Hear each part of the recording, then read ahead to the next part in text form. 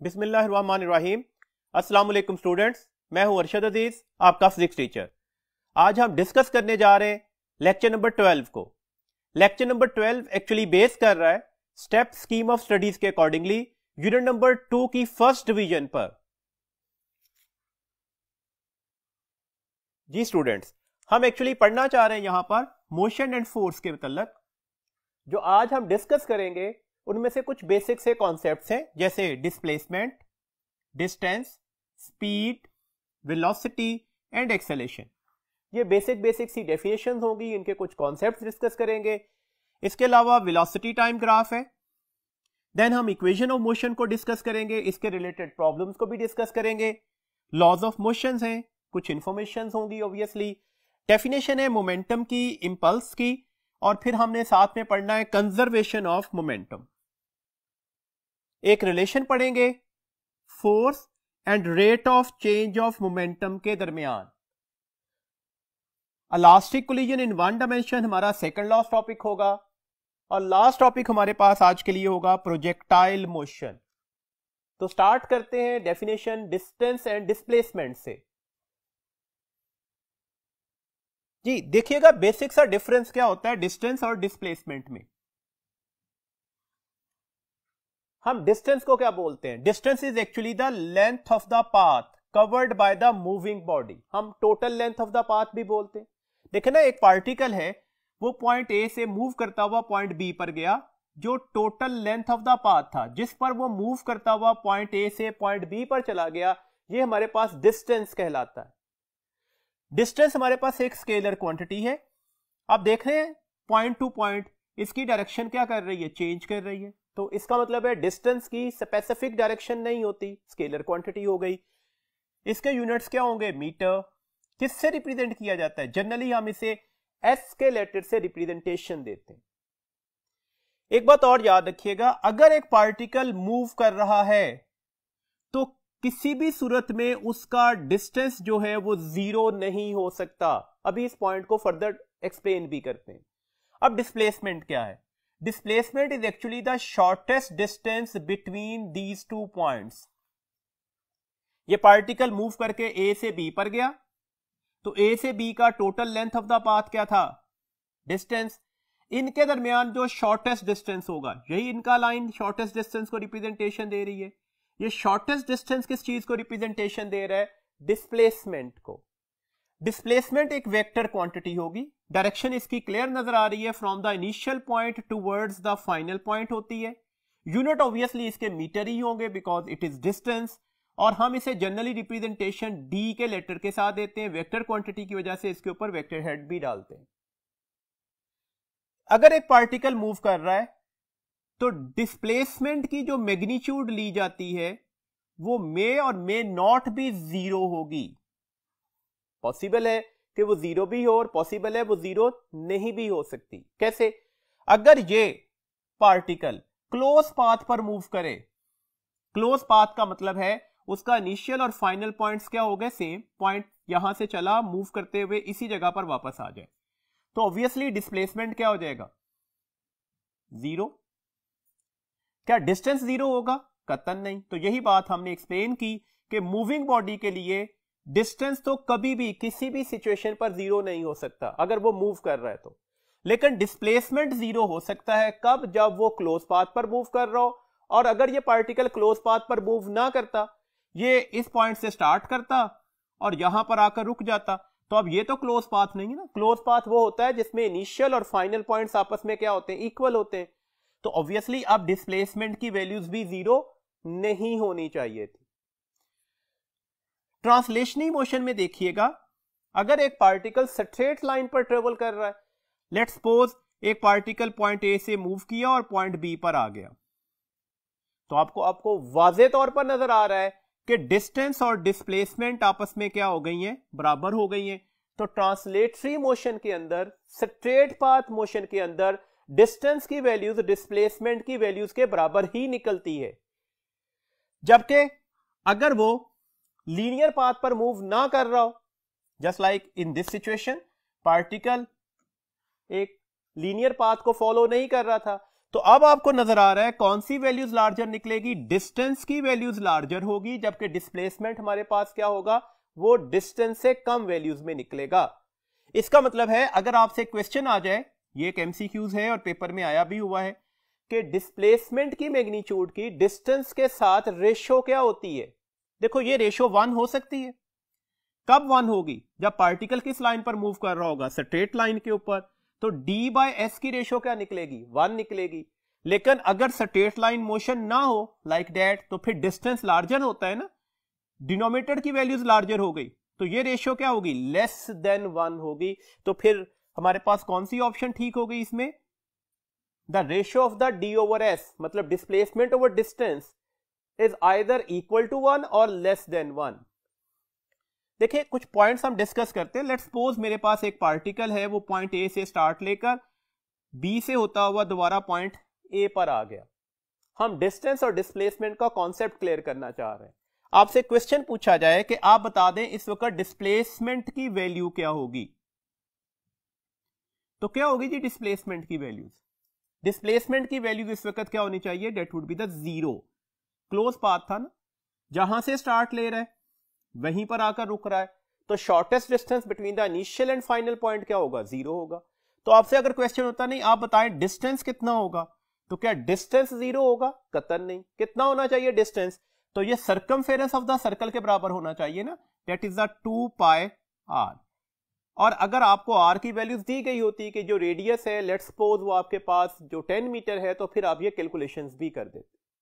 Similarly देखिएगा, अब अगर एक पार्टिकल पॉइंट ए से पॉइंट बी तक मूव कर रहा है और ये कौन सा पाथ है हमारे पास, ये सेमी सर्कुलर पाथ है, तो अब हमारे पास डिस्प्लेसमेंट और डिस्टेंस की वैल्यूज क्या होगी। देखें अब हमारे पास डिस्टेंस की वैल्यूज क्या होगी, डिस्टेंस की वैल्यूज क्या होनी चाहिए, सर्कमफेरेंस 2πr। तो क्या ये सर्कमफेरेंस है, नहीं, ये सर्कमफेरेंस का आधा वाला पाथ है ना, तो आप इसे किससे डिवाइड करेंगे, 2 से, तो ये हमारे पास डिस्टेंस की वैल्यूज आ गई। डिस्प्लेसमेंट की वैल्यू क्या होगी, अब डिस्प्लेसमेंट की वैल्यूज किसके बराबर निकलेगी, the shortest distance between the 2 points. कौन से पॉइंट, जहां से स्टार्ट ले रहे हैं और जहां पर खत्म कर रहे हैं। अब डिस्प्लेसमेंट 0 नहीं होगा, क्लोज पाथ नहीं है। आपको वादे तौर पर नजर आ रहा है कि ये ए से बी पॉइंट के दरमियान हमारे पास क्या है, शॉर्टेस्ट डिस्टेंस है। यहां से लेकर यहां तक का डिस्टेंस क्या कहलाता है, 1 ऑफ द रेडियस, ये भी रेडियस होगा। तो आपको क्लियरली नजर आ रहा है कि अब ये डिस्प्लेसमेंट किसके बराबर आ रही है जी, 2r के बराबर, जिसे आप डायामीटर भी बोल सकते थे। तो ये डायामीटर की लेंथ के बराबर वैल्यूज निकलेगी। तो ये एग्जांपल मैंने सिर्फ आपको ये समझाने के लिए, ये क्लियर करने के लिए बताई, ताकि डिस्प्लेसमेंट और डिस्टेंस का डिफरेंशिएशन करना आपके लिए आसान हो जाए। ऐसे क्वेश्चंस आपके पेपर में भी पूछे जा सकते हैं। जैसे अगर आपसे क्वेश्चन पूछा जाए कि एक ऑक्सीलेटरी मोशन है, एक कंप्लीट ऑक्सीलेशन के लिए डिस्प्लेसमेंट की वैल्यूज क्या होगी, तो ऑब्वियसली कंप्लीट ऑक्सीलेशन के लिए, ठीक है ना, एक पार्टिकल है, लेट्स सपोज सिंपल पेंडुलम, वो यहां से स्टार्ट करता है, ऑक्सीलेशन कब कंप्लीट होगी, जब वो इसी पॉइंट पर दोबारा आ जाएगा। तो डिस्प्लेसमेंट की वैल्यूज क्या हो जाएगी, 0, क्लोज पाथ हो गया। डिस्टेंस की वैल्यूज कितनी होगी, ये लेट्स सपोज इसका 1 ऑफ द एम्पलीट्यूड है, तो कितने एम्पलीट्यूड इसने कवर किए, 1 2 3 एंड 4। तो डिस्टेंस की वैल्यूज क्या होगी, 4 टाइम्स ऑफ द एम्पलीट्यूड। तो ऐसे क्वेश्चन अगर पेपर में आ जाएं तो ये बातें जरा ध्यान में रखिएगा अच्छी तरह। एक पॉइंट और याद रखिएगा, बुक में हमारे पास मेंशन किया गया, लेट्स सपोज एक पार्टिकल यहां से मूव करके यहां पर आ गया, इस पॉइंट पर उसकी पोजीशन थी, वो पोजीशन वेक्टर r1 से रिप्रेजेंटेशन दी, इस पॉइंट पर इसकी पोजीशन को हमने r2 पोजीशन वेक्टर से रिप्रेजेंट किया। तो अब आपको नजर आ रहा है कि ये इनके दरमियान क्या होगा, शॉर्टेस्ट डिस्टेंस, इसे डिस्प्लेसमेंट कह रहे हैं। तो हम इसे इस तरह से भी डिफाइन करते हैं, that is actually the change in position from the initial towards the final point, that is known as the displacement. देखिए एक क्वेश्चन भी डिस्कस करते हैं एमसीक्यूज के लिए। A body travels 3 meter towards west, then 4 meter towards east, then 5 meter towards north. What is its total displacement?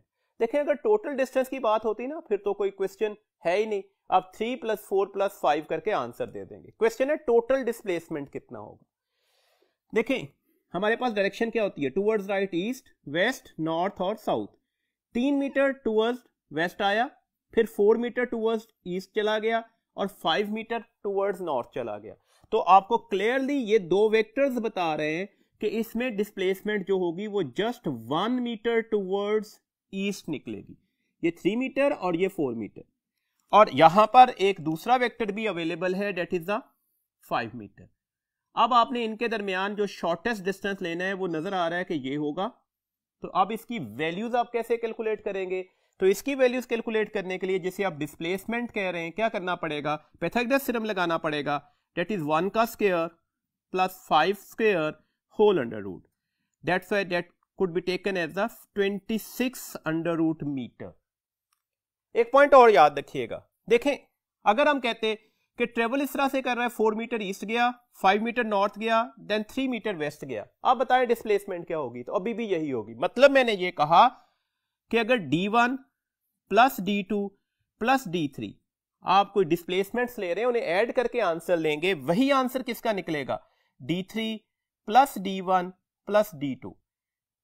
It means that आप displacements का order change कर दें, आंसर पर फर्क नहीं पड़ेगा। तो कौन सी प्रॉपर्टी को ओबे कर रहा है? कम्यूटेटिव प्रॉपर्टी को ओबे कर रहा है। तो डेट्स व्हाई आपने फोकस ये करना होता है कि हमारे पास जैसे ईस्ट और वेस्ट एक ही लाइन पर हैं, इन वेक्टर्स को डिस्कस किया करें, यहां से इनका रिजल्टेंट मिलेगा। नॉर्थ एंड साउथ एक ही लाइन पर है, तो इन वेक्टर्स को अलग डिस्कस करेंगे, क्योंकि इनका हमारे पास जो है वो रिजल्टेंट क्या होगा, वो आपस में सम या सबट्रैक्ट करके लिया जाएगा according to the situations.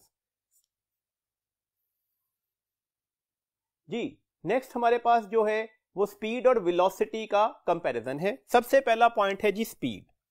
Speed क्या है? Speed is actually the time rate of change of distance. जब हम time rate of change of distance लेते हैं तो that is the speed. Speed को हम v से रिप्रेजेंट करते हैं, that is s by T, delta s by delta T भी लिखा जा सकता है, s फॉर द डिस्टेंस। ये एक स्केलर क्वांटिटी है, यूनिट्स इसके मीटर पर सेकंड होंगे। फॉर अ मूविंग बॉडी, याद रखिएगा किसी भी मूविंग बॉडी के लिए, अभी हमने डिस्कस किया डिस्टेंस तो कभी भी जीरो नहीं होगा। जब ये वैल्यूज कभी भी जीरो नहीं होगी तो इसका मतलब क्या हुआ? उसका स्पीड भी कभी जीरो नहीं हो सकती। वेलोसिटी, वेलोसिटी क्या है जी? The time rate of change of, ये कीवर्ड है, डिस्प्लेसमेंट। अब हमने ये नहीं कहा कि ये time rate of change of distance है, ये time rate of change of displacement होगा। वेलोसिटी एक वेक्टर क्वांटिटी है, आप इसको डिस्प्लेसमेंट बाय टाइम से डिफाइन करते हैं। ये हमारे पास वेक्टर नोटेशन में आएगी। इसके यूनिट्स क्या होंगे? तो obviously same as the speed, metre per second. देखिए अगर आप टोटल डिस्प्लेसमेंट को टोटल टाइम से डिवाइड करते तो ये वेलोसिटी को हम क्या बोलते हैं? Average velocity. और अगर आप किसी खास मोमेंट ऑफ टाइम, किसी खास इंटरवल ऑफ टाइम की वेलोसिटी ले रहे होते तो हम इसे क्या बोलते? ये हमारे पास इंस्टेंटेनियस वेलोसिटी होती। अच्छा जी एक बात और याद रखिएगा, वेलोसिटी अगर वेक्टर क्वांटिटी है तो ऑब्वियसली इसमें दो फैक्टर्स होंगे, नंबर वन इट्स मैग्नीट्यूड और नंबर सेकंड इट्स डायरेक्शन। तो हमें इन दोनों को कंसर्न मैटर के साथ लेकर चलना होगा। फॉर अ मूविंग बॉडी, किसी भी मूविंग बॉडी के लिए एवरेज वेलोसिटी जीरो हो सकती है। कब? जब पार्टिकल किस पर मूव कर रहा होगा? क्लोज पाथ पर। क्लोज पाथ का मतलब क्या है? इनिशियल और फाइनल पॉइंट्स क्या हो गए? सेम। अगर इनिशियल और फाइनल पॉइंट सेम हो गए तो ऑब्वियसली डिस्प्लेसमेंट किसके बराबर निकलेगी? जीरो। तो एवरेज वेलोसिटी क्या हो जाएगी? जीरो हो जाएगी। जबकि अगर वो क्लोज पाथ पर मूव नहीं कर रहा तो फिर एवरेज वेलोसिटी कभी भी जीरो नहीं निकलती। ये कॉन्सेप्ट आपने जरा ध्यान में रखना होगा। अच्छा एक क्वेश्चन देखते हैं ताकि हम स्पीड और वेलोसिटी के दरमियान में डिफरेंशिएशन कर सके। देखिए लेट्स सपोज हमारे पास एक पार्टिकल है, वो 4 मीटर का डिस्टेंस ट्रेवल करता है कितने टाइम में? 6 सेकंड्स में। देन यहां से वो टुवर्ड्स नॉर्थ मूव कर जाता है और 3 मीटर का डिस्टेंस ट्रेवल करता है कितने टाइम के अंदर? 4 सेकंड्स के अंदर।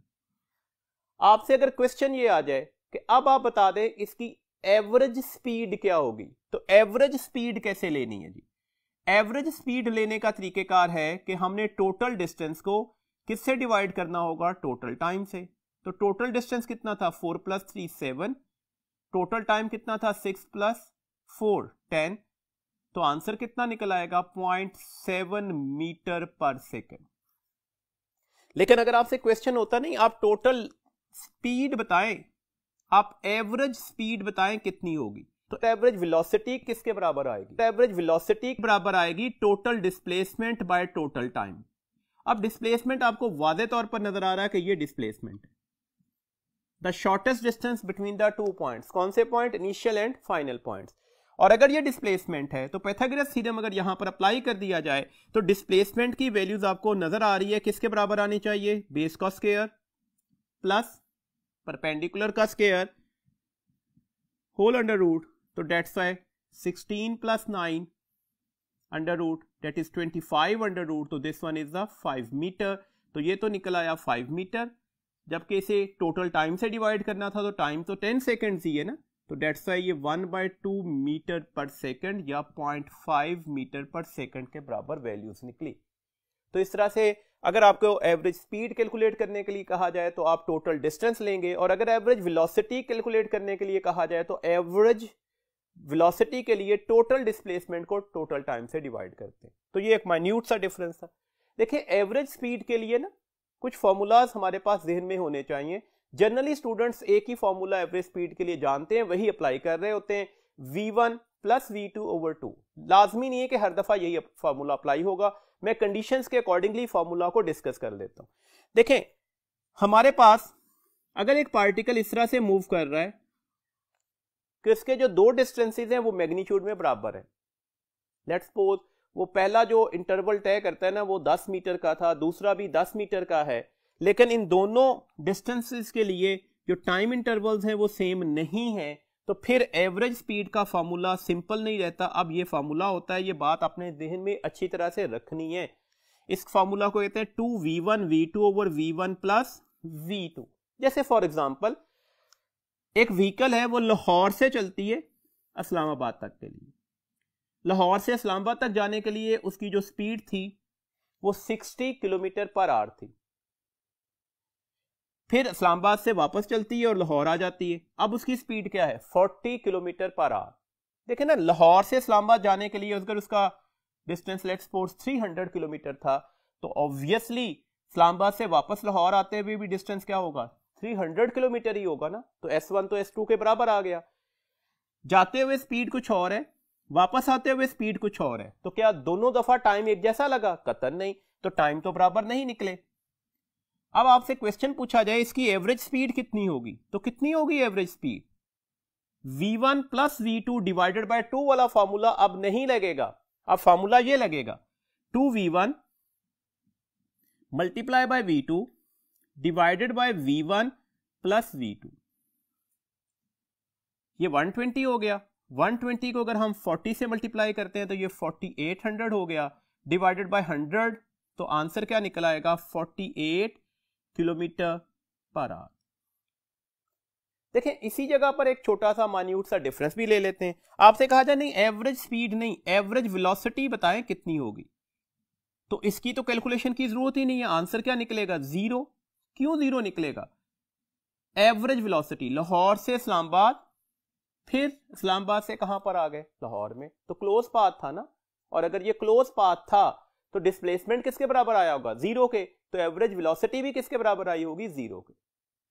अच्छा जी, सेकंड फॉर्मूला देखिएगा जो हम कॉमनली यूज करते हैं, S1 S2 के बराबर नहीं होना चाहिए, जबकि टाइम इंटरवल्स आपस में क्या हैं? वो बराबर होने चाहिए। तो उस वक्त हमारे पास जो एवरेज स्पीड का फॉर्मूला है वो निकलेगा v1 plus v2 divided by 2। तो कंडीशंस के अकॉर्डिंगली फॉर्मूला का चॉइस लेना होगा। अक्सर ऐसे क्वेश्चंस अगर पेपर में आ जाए तो स्टूडेंट गलती करते हैं, डेट्स वाई जरा फोकस कीजिएगा इन फॉर्मूलाज के ऊपर। अच्छा, अगर अगली बात आ जाए S1 S2 के बराबर है, T1 भी T2 के बराबर है, तो फिर तो ऑब्वियसली बात है ना, एवरेज स्पीड ही एक्चुअली इंस्टेंटेनियस स्पीड ही के बराबर होगी। यूनिफॉर्म स्पीड से मूव कर रहा था ना यहां पर।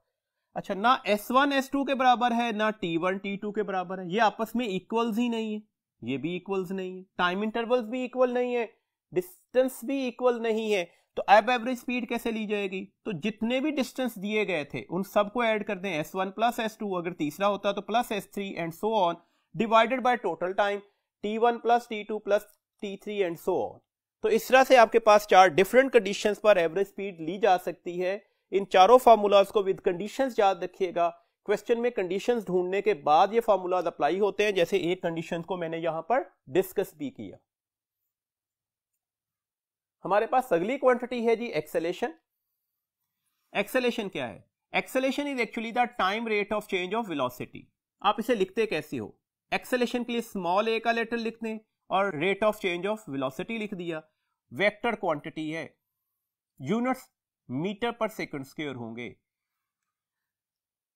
कुछ इंफॉर्मेशन याद रखिएगा, एमसीक्यूज के तौर पर पूछी जा सकती है। अगर एक पार्टिकल स्ट्रेट लाइन पर इंक्रीजिंग वेलोसिटी से मूव कर रहा है, याद रखिएगा मैंने कहा स्ट्रेट लाइन पर इंक्रीजिंग वेलोसिटी से, ऑब्वियसली ये पार्टिकल है, ये इधर मूव कर रहा है, तो डायरेक्शन ऑफ मोशन यही हुआ ना, ये वेलोसिटी की डायरेक्शन है और ये वेलोसिटी इंक्रीजिंग थी, तो इसका मतलब है चेंज इन वेलोसिटी भी इधर ही आया होगा।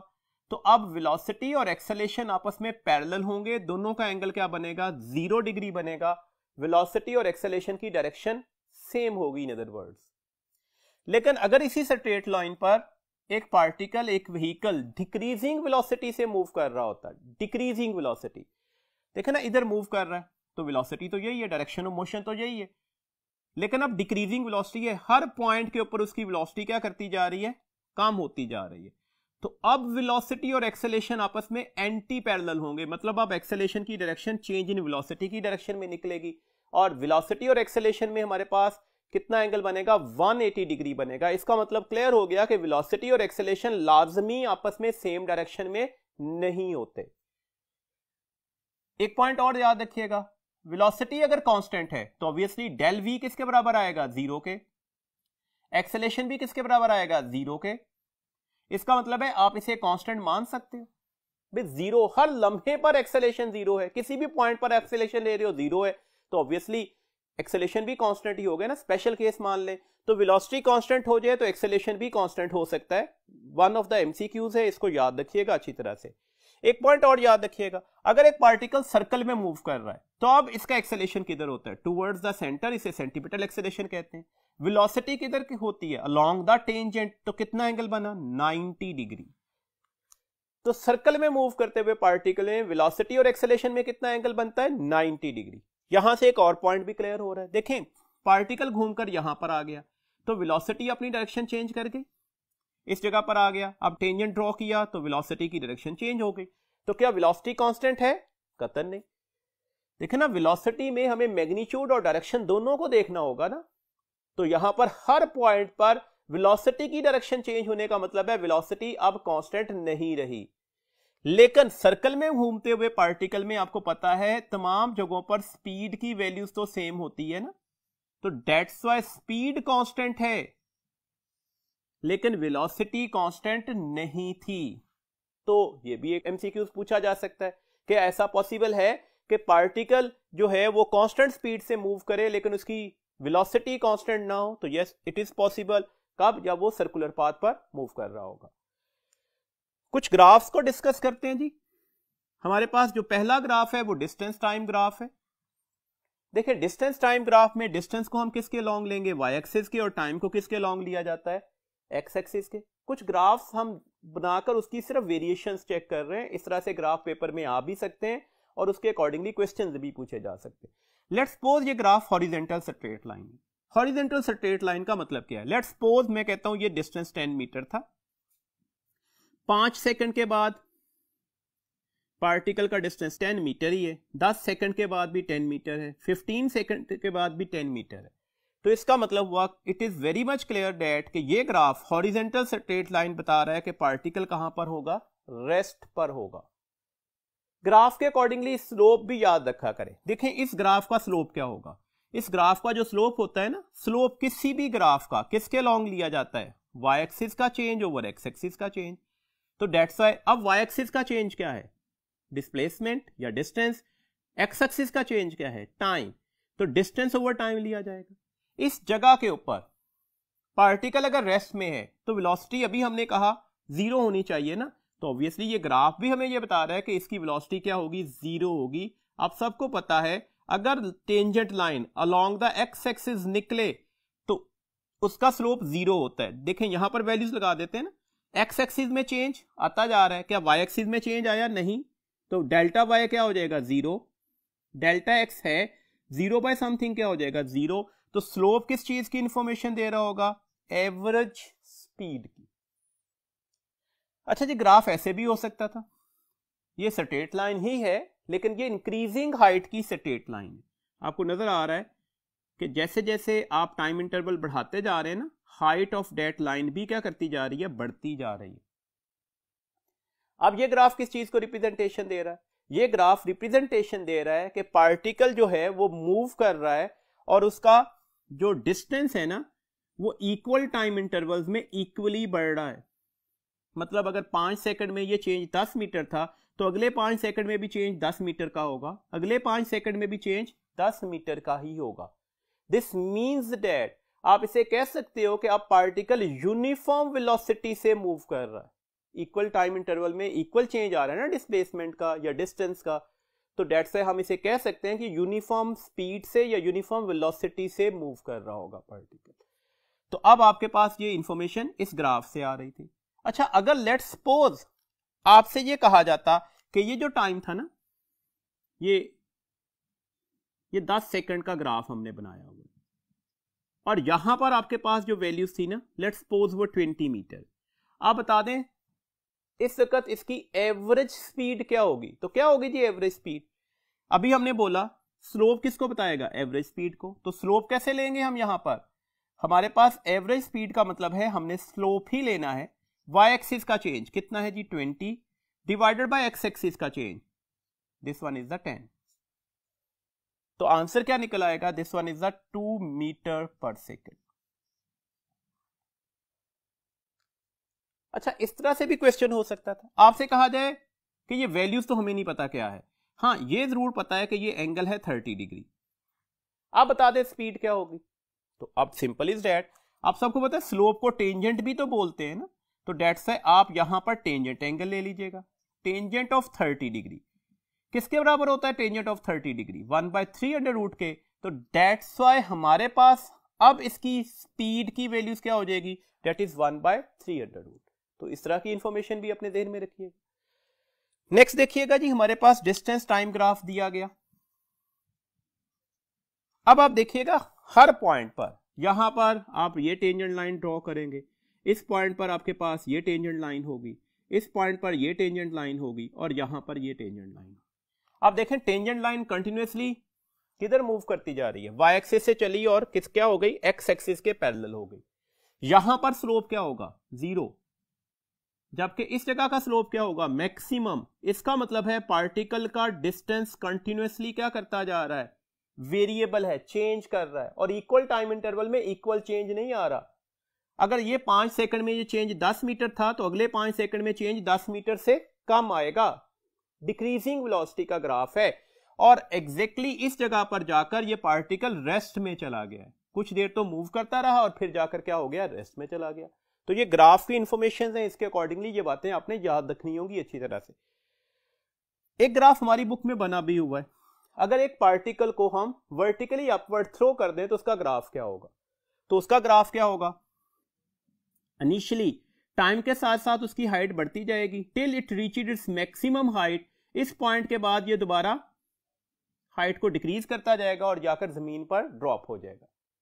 तो ये इसका ग्राफ है। अब यहां पर देखिएगा, इस पॉइंट पर स्लोप क्या होगा, मैक्सिमम, इस पॉइंट पर स्लोप क्या होगा, 0।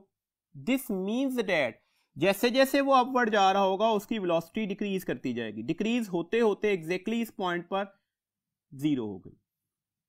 यहां से जैसे ही वो डाउनवर्ड मूव करना शुरू कर गया, आपको नजर आ रहा है कि अब हर पॉइंट पर इसका स्लोप क्या कर रहा होगा, वो बढ़ रहा होगा।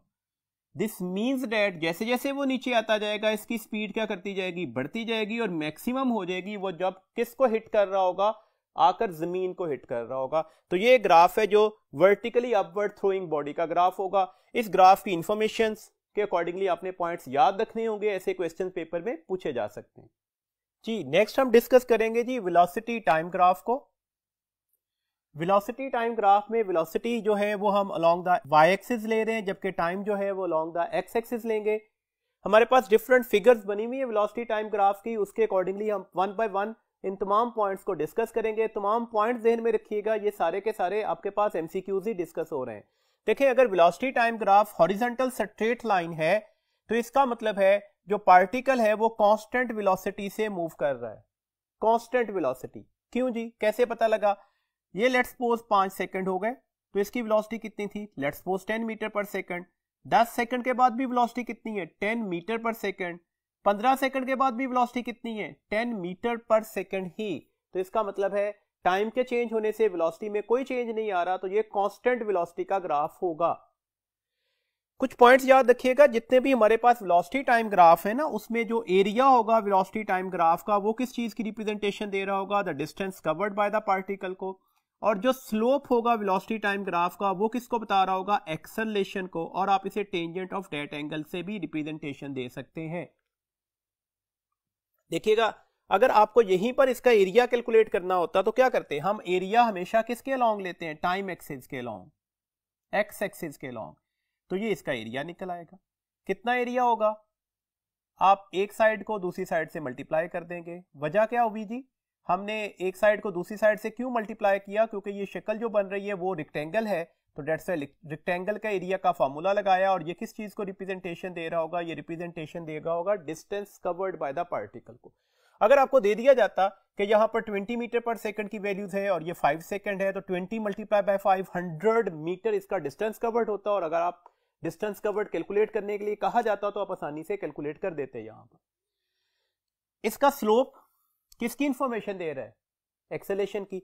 आपको यहां पर नजर आ रहा है कि अब स्लोप किसके बराबर होता है बच्चे? That is the Y axis का चेंज ओवर एक्स एक्सिस का चेंज। क्या वाई एक्सिस में कोई चेंज आ रहा है? नहीं। 0 बाय समथिंग क्या होता है? 0। तो डेट्स है, ये आपको मेंशन कर रहा है कि यहां पर जो हमारे पास एक्सेलेरेशन है at that point, that is the 0। क्यों एक्सेलेरेशन 0 है? क्योंकि वेलोसिटी में चेंज भी किसके बराबर आया था? वो 0 के बराबर आया था। अगला ग्राफ डिस्कस कीजिएगा। ये भी हमारे पास एक स्ट्रेट लाइन है, लेकिन आपको नजर आ रहा है ये इंक्रीजिंग हाइट की स्ट्रेट लाइन है। इसका मतलब है अब पार्टिकल कैसे मूव कर रहा है? ये पार्टिकल मूव कर रहा होगा यूनिफॉर्म वेलोसिटी से, और ये यूनिफॉर्म वेलोसिटी इंक्रीजिंग वेलोसिटी होगी। हर लम्हे पर वेलोसिटी में इंक्रीज आ रहा है। इक्वल टाइम इंटरवल में इक्वल वेलोसिटी का चेंज आ रहा होगा। इसका मतलब हुआ ये पार्टिकल कांस्टेंट एक्सेलेरेशन से मूव कर रहा है। इसका एक्सेलेरेशन क्या होगा? वो कांस्टेंट होगा। देखे ना, अगर आपसे कुछ वैल्यूज दे दी जाती along the Y axis and along the x axis, तो आपसे कहा जाता है एक्सेलेरेशन मालूम कर दे। तो जैसे अभी हमने डिस्टेंस टाइम ग्राफ में पढ़ा, तो आप एक्सेलेरेशन मालूम कर सकते थे। अगर आपसे ये एंगल मेंशन कर दिया जाता कि ये 30 डिग्री है, 45 डिग्री है, 60 डिग्री है, और आप बता दें कि एक्सेलेरेशन पार्टिकल का क्या होगा, तो आप टेंजेंट ऑफ दैट एंगल ले लेंगे, तो फिर भी एक्सेलेरेशन की वैल्यूज आ जाएगी। और अगर आप इस ग्राफ का एरिया लेना चाहें, अब एरिया किसके बराबर आएगा? कौन सी शक्ल बन रही है आपके पास? Right angle triangle. एरिया बराबर आएगा हाफ बेस इनटू हाइट के, तो that is also the distance. तो डेट्स है, आपने ग्राफ की फिगर पर फोकस करना है। रेक्टेंगल बनी है तो रेक्टेंगल का एरिया ले लेंगे, ट्राइंगल बनी है तो ट्राइंगल का एरिया ले लेंगे। वो किस चीज को रिप्रेजेंटेशन दे रहा होगा? वो रिप्रेजेंटेशन देगा होगा डिस्टेंस कवर्ड को। और याद रखिएगा ये area along the x axis या टाइम एक्सिस पर लेना होगा आपने। अगला ग्राफ डिस्कस करते हैं। ये आपके पास एक कर्व्ड लाइन है। अब यहां पर आपको नजर आ रहा है कि टाइम इंटरवल के साथ साथ वेलोसिटी बढ़ती जा रही है। तो ये वेलोसिटी इंक्रीजिंग का ग्राफ है, लेकिन कर्व लाइन बता रही है कि ये नॉन यूनिफॉर्मली इंक्रीज कर रही होगी। नेक्स्ट पॉइंट देखिएगा, अगर मैं यहां पर टेंजेंट ड्रॉ करूं तो ये लाइन आएगी, इस जगह पर टेंजेंट लाइन ये होगी, like that and so on. तो इसका मतलब है आपको ये भी नजर आ रहा है कि वेलोसिटी भी बढ़ रही है और एक्सेलरेशन भी यहां पर पॉइंट टू पॉइंट क्या करता जा रहा है? बढ़ता जा रहा होगा। तो डेट्स ए पॉजिटिव एक्सेलरेशन है और एक्सेलरेशन इंक्रीजिंग होगा।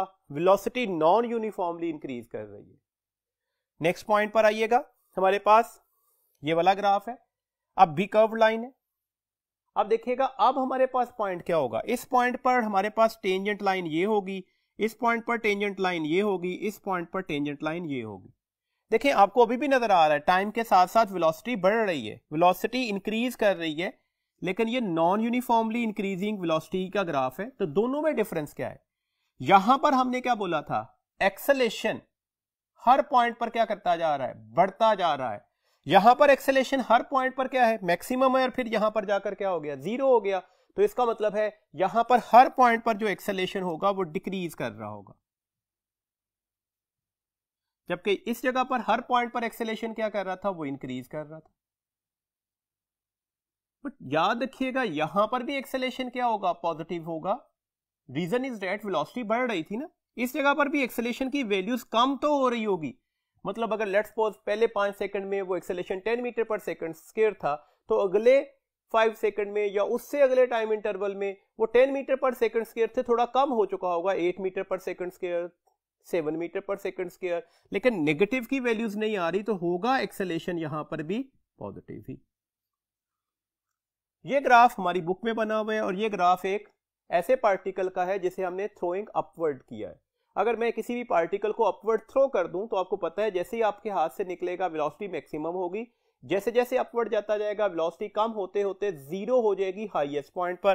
तो ये अपवर्ड मोशन का ग्राफ है। अपवर्ड मोशन में टाइम जीरो पर वेलोसिटी मैक्सिमम थी, जैसे जैसे हमारे पास टाइम बढ़ता गया वेलोसिटी कम होते होते होते होते जीरो हो गई, हाईएस्ट पॉइंट के ऊपर जाकर वेलोसिटी जीरो हो चुकी होगी। दैट्स व्हाई ये हमारे पास अपवर्ड मोशन है। उसके बाद जब वो डाउनवर्ड मूव कर रहा होगा तो हर पॉइंट पर उसकी वेलोसिटी क्या कर रही होगी, बढ़ रही होगी। बढ़ते बढ़ते बढ़ते बढ़ते कब क्या हो जाएगी जी, मैक्सिमम हो जाएगी। कब मैक्सिमम होगी, जब वो जमीन को हिट कर रहा होगा। तो दैट्स व्हाई ये हमारे पास डाउनवर्ड मोशन का ग्राफ है। अगर आप इस ग्राफ से आपसे कहा जाता कि आप डिस्टेंस कैलकुलेट कर दें, तो डिस्टेंस कैसे कैलकुलेट करना होगा, तो अब आपके पास इस तरह से ये दो ट्राइंगल्स बनेगी। कुछ डिस्टेंस इस एरिया का निकलेगा, कुछ डिस्टेंस इस एरिया का निकलेगा। कैसे लेना होगा, आपने इस राइट एंगल ट्राइंगल्स के एरियाज ही लेने होंगे। अगर आपसे डिस्टेंस कहा जाता तो आप इन दोनों को ऐड कर देते, और अगर डिस्प्लेसमेंट कहा जाता तो क्या करते, फिर इन दोनों में माइनस डिफरेंस लेते। ये बात अपने ध्यान में रखिएगा, क्योंकि एक अपवर्ड मोशन है और एक क्या है, डाउनवर्ड मोशन है।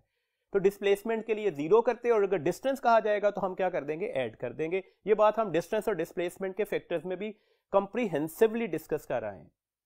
अच्छा, एक बात और याद रखिएगा, ग्राफ चाहे अपवर्ड मोशन का हो चाहे डाउनवर्ड मोशन का हो, आपको वाज़ेह तौर पर नजर आ रहा है कि अब एक्सेलेरेशन जो होगा वो नेगेटिव लिया जाएगा। एक्सेलेरेशन नेगेटिव क्यों है, किसी भी दो पॉइंट्स को डिस्कस कर लेना, कोई भी ग्राफ के। लेट्स सपोज ये पॉइंट है इनिशियल और ये फाइनल है, तो आपको नजर आ रहा है T1 और ये T2 आ गई वैल्यूज। देखो T2 की वैल्यूज तो T1 से लार्जर ही है, ये तो बात अंडरस्टूड सी है। टाइम कंटिन्यूसली ग्रेजुअली बढ़ रहा था, बट देखिएगा ये V1 है और ये V2 है। किसकी वैल्यूज लार्जर निकली, V1 की। एक्सेलेरेशन किसके बराबर आएगा, final minus initial divided by final time minus initial time. ये वाला आंसर किस में आ रहा होगा, नेगेटिव में। तो अब ये एक्सेलेरेशन कौन सा है, नेगेटिव एक्सेलेरेशन, जिसे हम माइनस जी के साथ भी रिप्रेजेंटेशन दे सकते हैं। तो ये पॉइंट्स आपने कुछ वेलोसिटी टाइम ग्राफ में अच्छी तरह से याद रखने थे। यहां से आपके पास क्वेश्चंस पूछे जा सकते हैं, तो इसके अकॉर्डिंगली आपको पॉइंट्स ध्यान में रहने चाहिए।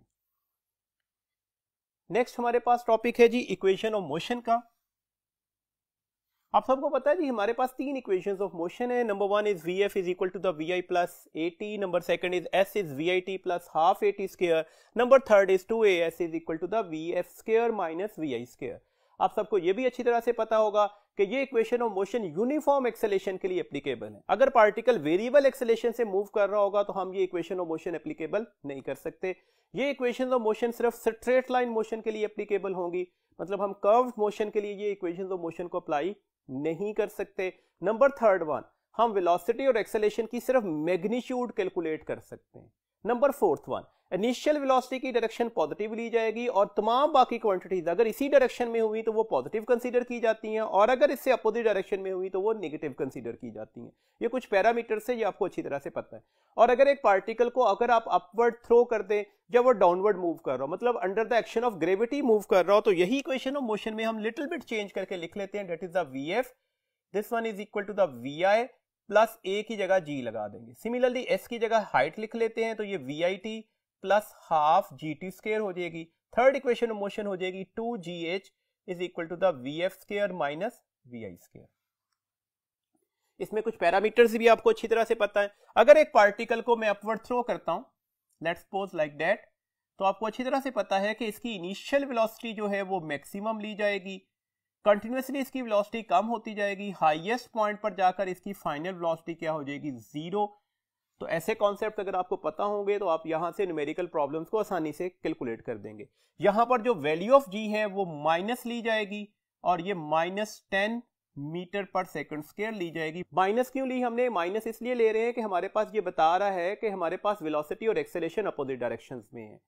10 वैल्यूज क्यों ली? ताकि आसानी से कैलकुलेशन हो सके। 9.8 की जगह हम यहाँ पर 10 सिंपलिसिटी के लिए यूज कर रहे हैं।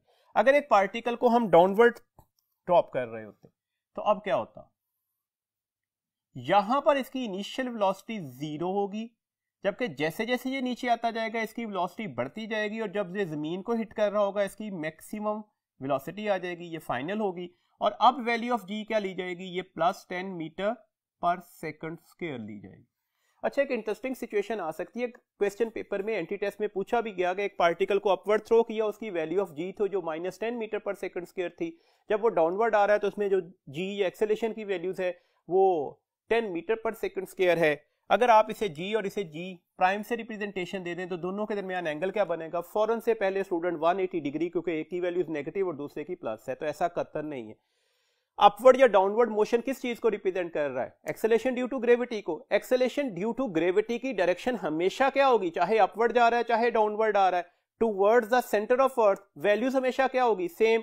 तो जी या जी प्राइम में एंगल कितना बनेगा? 0 डिग्री। ये तो पैरेलल वेक्टर्स ही हैं, तो डेट्स वाई इसमें गलती नहीं करनी। ये तो हमने जो माइनस और प्लस के साइन है वो respect to the initial velocity के साथ यूटिलाइज किए हुए हैं। हमारे पास नेक्स्ट ये है distance covered by the freely falling body. एक फ्रीली फॉलिंग बॉडी है, उसका डिस्टेंस कवर्ड देख रहे हैं। कैसे कैलकुलेट करेंगे जी? सेकंड इक्वेशन ऑफ मोशन लगेगी। S is equal to the, या H is equal to the VIT का फैक्टर क्या हो जाएगा? 0 हो जाएगा। फ्रीली फॉलिंग बॉडी है ना, तो इनिशियल पॉइंट पर उसकी वेलोसिटी क्या ली जाएगी? 0। तो डेट्स इक्वेशन बन जाएगी ½ GT स्क्वायर। ये कंपैरिजन करने के लिए क्वेश्चन, ये क्वेश्चन ही है, क्वेश्चन डिस्कस कर रहा हूं। इसमें हमारे पास दो कॉन्सेप्ट पूछे जाते हैं, तो उसी के अकॉर्डिंगली माइन्यूट सा डिफरेंस है, उसी के अकॉर्डिंगली हम बातों को डिस्क्राइब करना चाह रहे हैं। देखिए, 1 सेकंड के बाद इसका कितना डिस्टेंस कवर्ड होगा? ये 10 मल्टीप्लाई बाय 1 का स्क्वायर क्या होगा? 1। तो 10 मल्टीप्लाई बाय 1 क्या हो गया? 10 हो गया। 2 से डिवाइड किया तो आंसर कितना निकल आया? 5 मीटर। 2 सेकंड के बाद कितना डिस्टेंस होगा? तब t की जगह पर क्या लग जाएगा? 2 लग जाएगा। 2 का स्क्वायर 4 मल्टीप्लाई बाय 10 40, और 40 को 2 से डिवाइड कर दे तो 20 मीटर। 3 सेकंड के बाद उसका डिस्टेंस कितना हो चुका होगा? 3 का स्क्वायर क्या होगा? 9 multiply by 10 90 divided by 2 45 metre. मैंने ये कहा कि मैं ये पार्टिकल यहां से ड्रॉप कर रहा हूं, तो 1 सेकंड के बाद कितना डिस्टेंस कवर कर चुका होगा? 5 मीटर। 2 सेकंड्स के बाद कितना डिस्टेंस कवर कर चुका होगा? 20 मीटर। 3 सेकंड्स के बाद कितना डिस्टेंस कवर कर चुका होगा? 45 मीटर। ये जो 5 मीटर डिस्टेंस है ना, यहां से यहां तक है। 20 मीटर डिस्टेंस इस जगह से लिया गया, 45 मीटर डिस्टेंस भी यहां से लेकर यहां तक लिया गया। अब क्वेश्चन यही है जी हमारे पास। क्वेश्चन ये है, the ratio of the distance after 1 second, 2 second and 3 second. हमें डिस्टेंस की रेशियो लेनी है after the 1, 2 and 3 second. 1 second के बाद डिस्टेंस कितना था? 5।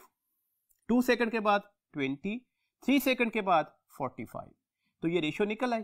अगर मैं सबको 5 से डिवाइड कर दूं तो सिंप्लीफाइड रिजल्ट आ जाएगा, दैट इज 1:4:9। तो that is our correct answer. देखो, इसी क्वेश्चन में लिटिल बिट वेरिएशन के साथ आंसर चेंज हो जाएगा। वेरिएशन क्या है? The ratio of the distance in first second, second second, third second. अब क्या होगी? देखो, अब हमने सिर्फ फर्स्ट सेकंड के अंदर कवर डिस्टेंस लेना है, तो फर्स्ट सेकंड के अंदर कवर डिस्टेंस ऑब्वियसली 5 मीटर ही होगा। सेकंड सेकंड में कितना डिस्टेंस कवर किया होगा? तो ये सेकंड सेकंड का हमारे पास है ना, कितना डिस्टेंस कवर्ड किया? तो ऑब्वियसली ये टोटल डिस्टेंस है, ये माइनस कर दीजिएगा, तो ये कितना निकलेगा? 20 - 5, this one is the 15 metre. तो अब ये 15 मीटर हो गया। थर्ड सेकंड में कितना, सिर्फ थर्ड सेकंड में कितना डिस्टेंस कवर्ड करेगा? तो अब हमारे पास वैल्यूज क्या आ गई? दैट इज टोटल डिस्टेंस तीसरे सेकंड में कितना था? 45 मीटर। तो 45 मीटर से ये वाली वैल्यूज माइनस कर दीजिएगा, तो हमारे पास ये वाला डिस्टेंस निकल आएगा। ये थर्ड सेकंड का डिस्टेंस होगा 45 - 20, दिस वन इज 25 मीटर। तो ये हमारे पास क्या हो गया? 25 मीटर। अगर मैं 5 से डिवाइड कर दूं तो हमारे पास बहुत सिंप्लीफाइड रिजल्ट बन रहा है, दैट इज 1:3:5। तो देखें हमने जस्ट एक वर्ड चेंज किया और उसके साथ ही हमारे पास ऑप्शंस चेंज हो गई। तो ऐसे क्वेश्चंस अपने ध्यान में रखिएगा। अच्छा, एक बात और भी याद रखिएगा, distance covered by the nth second of a freely falling body, ये फॉर्मूला है, ये डायरेक्टली भी अप्लाई किया जा सकता था और ये फॉर्मूला किसी और भी क्वेश्चन में आ जाए तो अप्लाई हो सकता है। Sn, n is the nth second, g by 2, 2n minus 1। देखे ना, यहां पर अप्लाई करके ये वैल्यूज डायरेक्टली आ जाएगी। फर्स्ट सेकंड के लिए कितना डिस्टेंस कवर्ड होगा, S1, 10 by 2 क्या होता है 5, 2 मल्टीप्लाई बाय 1, 2 माइनस 1, 1, तो ये 5 आ गया। सेकंड के लिए कितना डिस्टेंस कवर्ड होगा, S2, 10 by 2 क्या हो जाएगा 5, कौन सा सेकंड था, सेकंड था, तो 2 मल्टीप्लाई बाय 2 हो गया 4 माइनस 1, तो 5 मल्टीप्लाई बाय 3 क्या हो जाएगा 15 मीटर। तो डेट्स ये फॉर्मूला हम डायरेक्टली भी यूज कर सकते हैं। ये फॉर्मूला एक्चुअली हमारी बुक में लिखा नहीं हुआ, लेकिन ये हमारे कुछ न्यूमेरिकल प्रॉब्लम्स के लिए हमारा शॉर्टकट होगा, तो डेट्स इसे याद भी रखिएगा। अच्छा जी, एक बात और याद रखिएगा, थोड़ी गलती हो जाती है स्टूडेंट से, velocity of a dropped object. मैं एक ऑब्जेक्ट को ड्रॉप कर रहा हूं तो उसकी वेलोसिटी क्या होगी, तो obviously equations of motion use करेंगे ना। First equation of motion use हो सकती है जब हम ड्रॉप कर रहे हैं, तो लाइक दैट इनिशियल वेलोसिटी क्या मानी जाएगी, 0 मानी जाएगी। तो डेट्स ये तो 0 हो गई, तो वीएफ किसके बराबर आ जाएगी, जीटी के। आप इससे भी तो ले सकते थे वैल्यूज। अगर मैं ड्रॉप कर रहा हूं तो वी की वैल्यूज क्या होगी 0, तो वी एफ स्क्वायर किसके बराबर आ जाएगा 2gh के या 2gs के, और अगर आपने वी एफ लेना है तो 2gh अंडर रूट ले लेंगे। देखें, अगर आपको टाइम इंटरवल दिया गया हो तो फिर ये इक्वेशन यूज होगी, डिपेंड कर रहा है ना आपके पास डाटा किस में दिया गया है। और अगर आपको हाइट दी गई हो तो फिर आप ये इक्वेशन यूज कर लेंगे। अब आपके पास वी एफ की वैल्यूज किसके बराबर आ रही है, 2gh या एस अंडर रूट। जी तो कांस्टेंट है ना, वो तो आप सबको पता है, लेकिन अब इसी क्वेश्चन में लिटिल बिट वेरिएशन भी हो जाती है बात का। ड्रॉप करने के बजाय लफ्ज आ जाए थ्रो किया है मैंने। अगर मैं इस मार्कर को यहां से ड्रॉप करूं तो ऑब्वियसली इनिशियल वेलोसिटी क्या होगी 0, और अगर मैं थ्रो करूं तो अब इनिशियल वेलोसिटी 0 नहीं है। दैट्स व्हाई अब ये फॉर्मूला क्या हो जाएगा, VF is V plus GT. तो जिस वेलोसिटी से इसे थ्रो किया था डाउनवर्ड, वो अब साथ में जीटी के फैक्टर से ऐड हो जाएगी। सिमिलरली वीएफ स्क्वायर क्या हो जाएगा, वी स्क्वायर प्लस 2gs या h, और अगर वीएफ लेना है तो इस पूरे फैक्टर का अंडर रूट भी लेना होगा। ये लिटिल बिट मान्यूट सा डिफरेंस था, इसे आपने अच्छी तरह से याद रखना है। ये अक्सर स्टूडेंट यहां पर गलती कर जाते हैं जी। नेक्स्ट हमारे पास टॉपिक है that is the laws of motion. किसने प्रेजेंट किए थे, सबको पता है, सर आइजैक न्यूटन ने। हमारे पास फर्स्ट लॉ ऑफ मोशन क्या है, देखें कुछ बेसिक से पैरामीटर्स याद रखिएगा। फर्स्ट लॉ ऑफ मोशन हमारे पास किस चीज को डिफाइन कर रहा है, तो ये डेफिनेशन दे रहा है किसकी, फोर्स की। ये याद रखने वाला पॉइंट हो गया। फर्स्ट लॉ ऑफ मोशन हमारे पास एक्चुअली को इसके अलावा लॉ ऑफ इनर्शिया भी कहा जाता है। हमें यह भी अच्छी तरह से पता है इनर्शिया क्या है, ये प्रॉपर्टी ऑफ अ बॉडी है। कौन सी property of a body, due to which it resist to change in its state of rest और यूनिफॉर्म मोशन। तो इनर्शिया क्या है, property of a body. Quantitative measure of inertia क्या होता है, ये भी सिंपल सा एमसीक्यूज है, that is equal to the mass. तो quantitative measurement of the inertia किसके बराबर होता है, वो मास के बराबर होता है। अगला पॉइंट ध्यान में रखिएगा, second law of motion. Second law of motion किसको डिफाइन करता है, second law of motion define कर रहा है एक्सेलरेशन को। डेफिनेशन है ना एक्सेलरेशन की, हम कहते हैं कि जब भी एक पार्टिकल पर फोर्स लगती है that produces acceleration in its own direction which is directly proportional to the force and this acceleration is inversely proportional to the mass of the body। तो ये acceleration की definition दे रहा है, that's why इसे law of acceleration भी बोलते हैं। इसके अलावा आपको ये भी अच्छी तरह से पता है कि second law जो है वो measurement of force की information देता है। first law force को define कर रहा है, सेकंड लॉ फोर्स को कैलकुलेट करके दे रहा है। मतलब first law quality of the force के बारे में इंफॉर्मेशन दे रहा है, second law quantity of the force के बारे में इंफॉर्मेशन दे रहा है। सेकंड लॉ की मैथमेटिकल स्टेटमेंट क्या है, F is equal to the ma।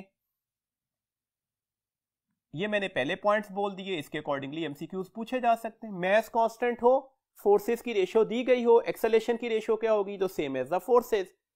Force constant हो, एक्सेलरेशन की रेशियो दी गई हो, मास की रेशियो कैलकुलेट करनी हो, तो क्या करनी पड़ेगी, इनवर्स रेशियो लेनी पड़ेगी। जैसे a1 ओवर a2 लेना है ना, तो किसके बराबर आ जाएगा, that is equal to the m2 over m1। एक बात और याद रखिएगा, यहां से बहुत क्लियर है, बल्कि स्टेटमेंट भी यही है कि फोर्स हमेशा उसी डायरेक्शन में लगती है जिस डायरेक्शन में एक्सेलेरेशन होता है।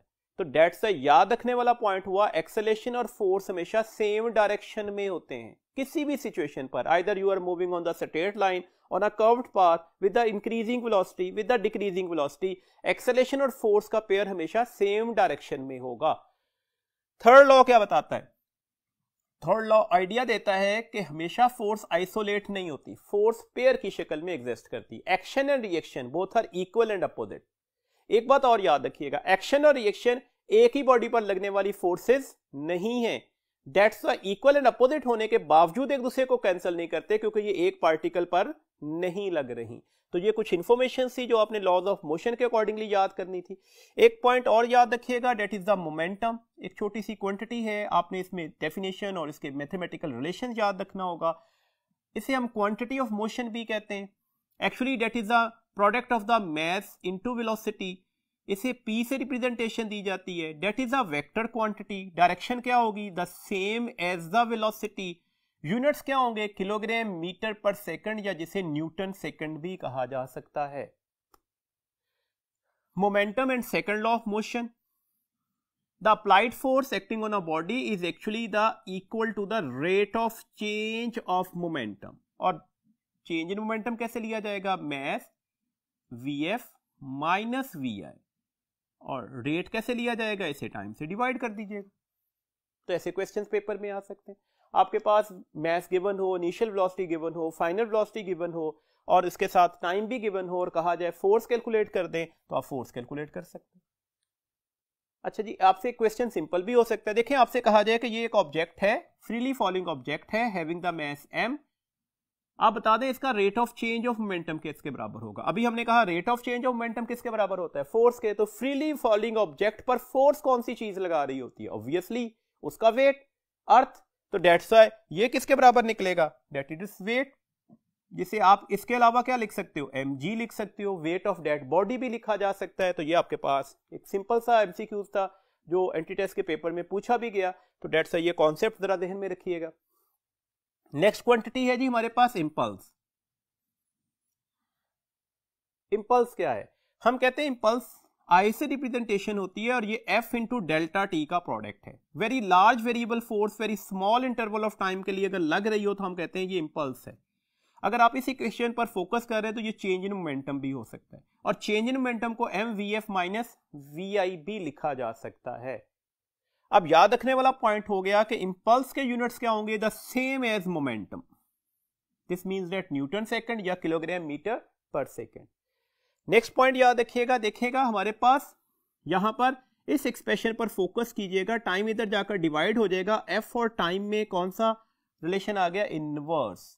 दिस मींस दैट अगर टाइम इंटरवल, कौन सा टाइम इंटरवल? इंपैक्ट का ज्यादा देर के लिए हो रहा है तो फोर्स कम लगती है। जैसे आपकी बुक में क्वेश्चन भी दिया गया कि कौन सी bullet knockdown to the bear लिए यूज की जा सकती है, लेड या रबर? तो ऑब्वियसली आंसर क्या होगा? रबर। क्यों जी रबर बुलेट ही क्यों? रबर बुलेट इस वजह से कि रबर बुलेट जब जाकर हिट करेगी तो उसका टाइम ऑफ इंपैक्ट ज्यादा हो जाएगा। टाइम ऑफ इंपैक्ट ज्यादा होगा तो वो कम फोर्स एक्सर्ट करेगी, तो नॉकडाउन कर सकती है।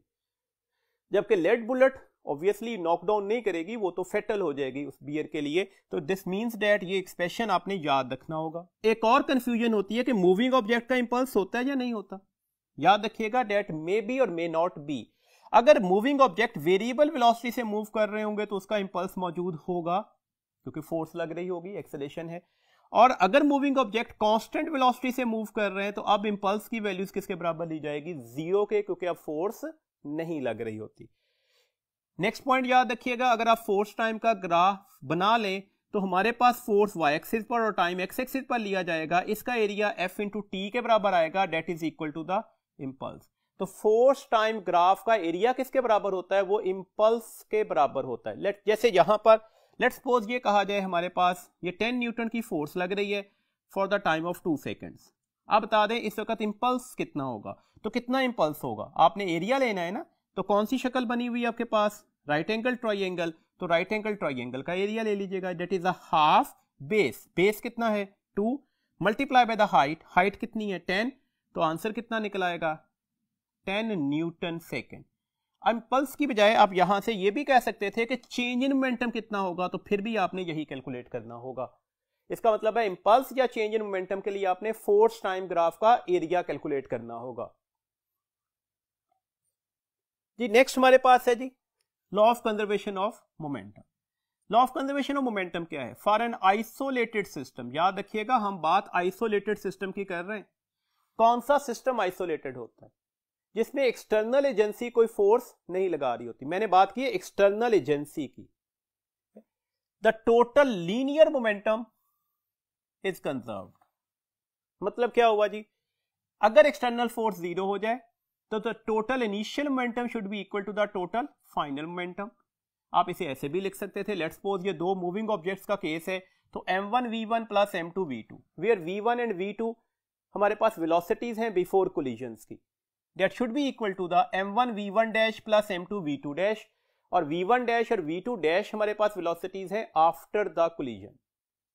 इसका मतलब है ये क्लियर हो गया हमारे पास मोमेंटम बिफोर कोलिजन किसके बराबर निकला, मोमेंटम आफ्टर कोलिजन के। शर्त क्या है? जब एक्सटर्नल फोर्स नहीं लग रही होगी, और अगर इनिशियल और फाइनल मोमेंटम आपस में बराबर हो गए तो चेंज इन मोमेंटम किसके बराबर आएगा? That would be taken as a 0।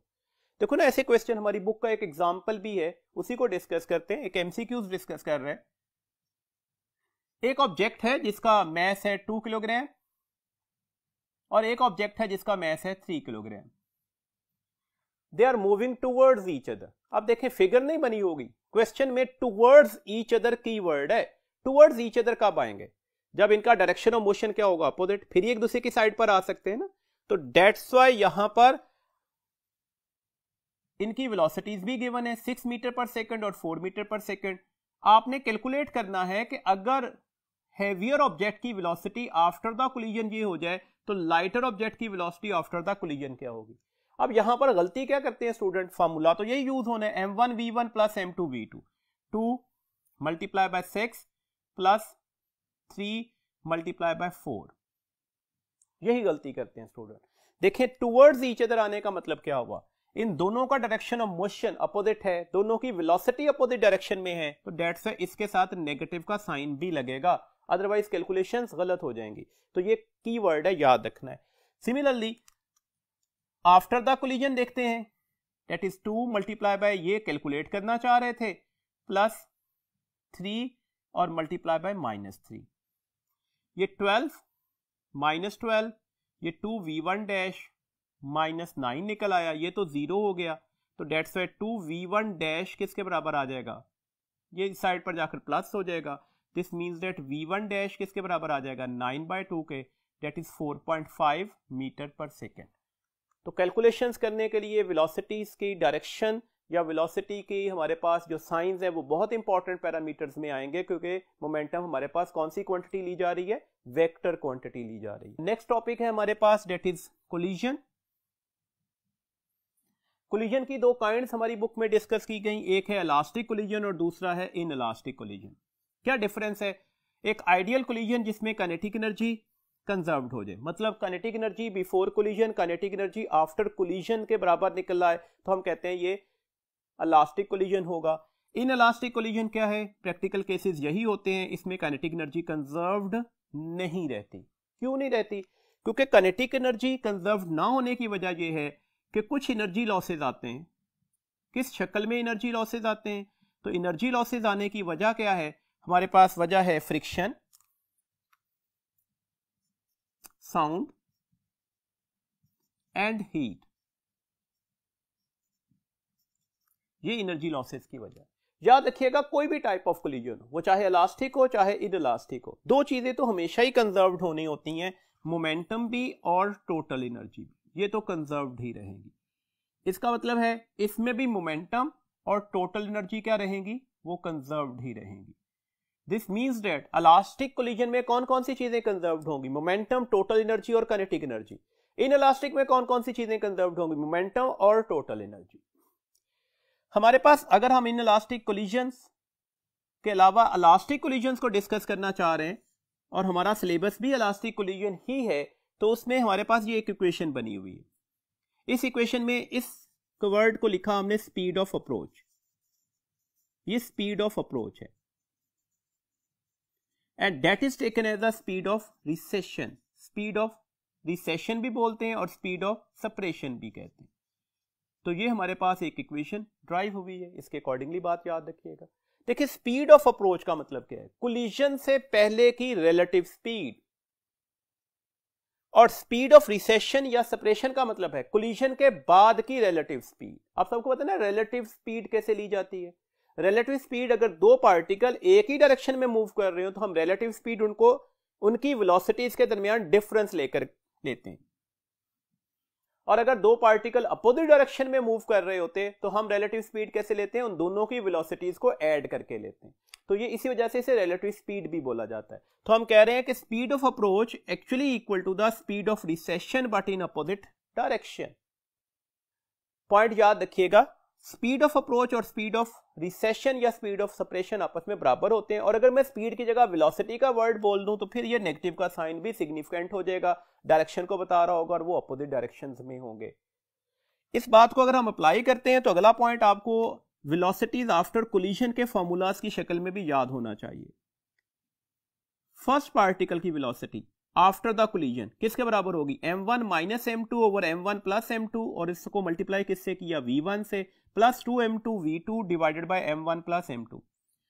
Second particle की वेलोसिटी आफ्टर द कोलिजन क्या होगी, that is the v2 dash, this one is equal to the 2m1 v1 over m1 plus m2 plus m2 minus m1 over m1 plus m2 into v2। ये formulas अच्छी तरह से जहन में रखिएगा। चार केसेस भी दिए गए, उसको भी जरा जहन में रखिएगा। देखिए पहला पॉइंट डिस्कस किया गया, अगर आइडेंटिकल मैसेज कोलाइड कर दे, मतलब m1 और m2 आपस में इक्वल होते, याद रखिएगा आइडेंटिकल मैसेज अगर कोलाइड करते हैं तो होना क्या है, आफ्टर द कोलिजन वेलोसिटीज आपस में इंटरचेंज हो जाएंगी। मतलब आफ्टर द कोलिजन पहले पार्टिकल की वेलोसिटी सेकंड पार्टिकल की वेलोसिटी बिफोर द कोलिजन के बराबर हो जाएगी, और सेकंड पार्टिकल की वेलोसिटी आफ्टर द कोलिजन किसके बराबर हो जाएगी, the first particle velocity before the collision. इसी केस को फर्दर सिंप्लीफाई भी किया गया कि अगर m1 और m2 इक्वल हैं, सेकंड पार्टिकल रेस्ट पर भी है, तो अब क्या होगा, बात अभी भी वही है, they velocities after the collision interchange हो जानी है। तो दैट्स व्हाई v1 डैश 0 हो जाएगा और v2 डैश क्या हो जाएगा, v1 के बराबर।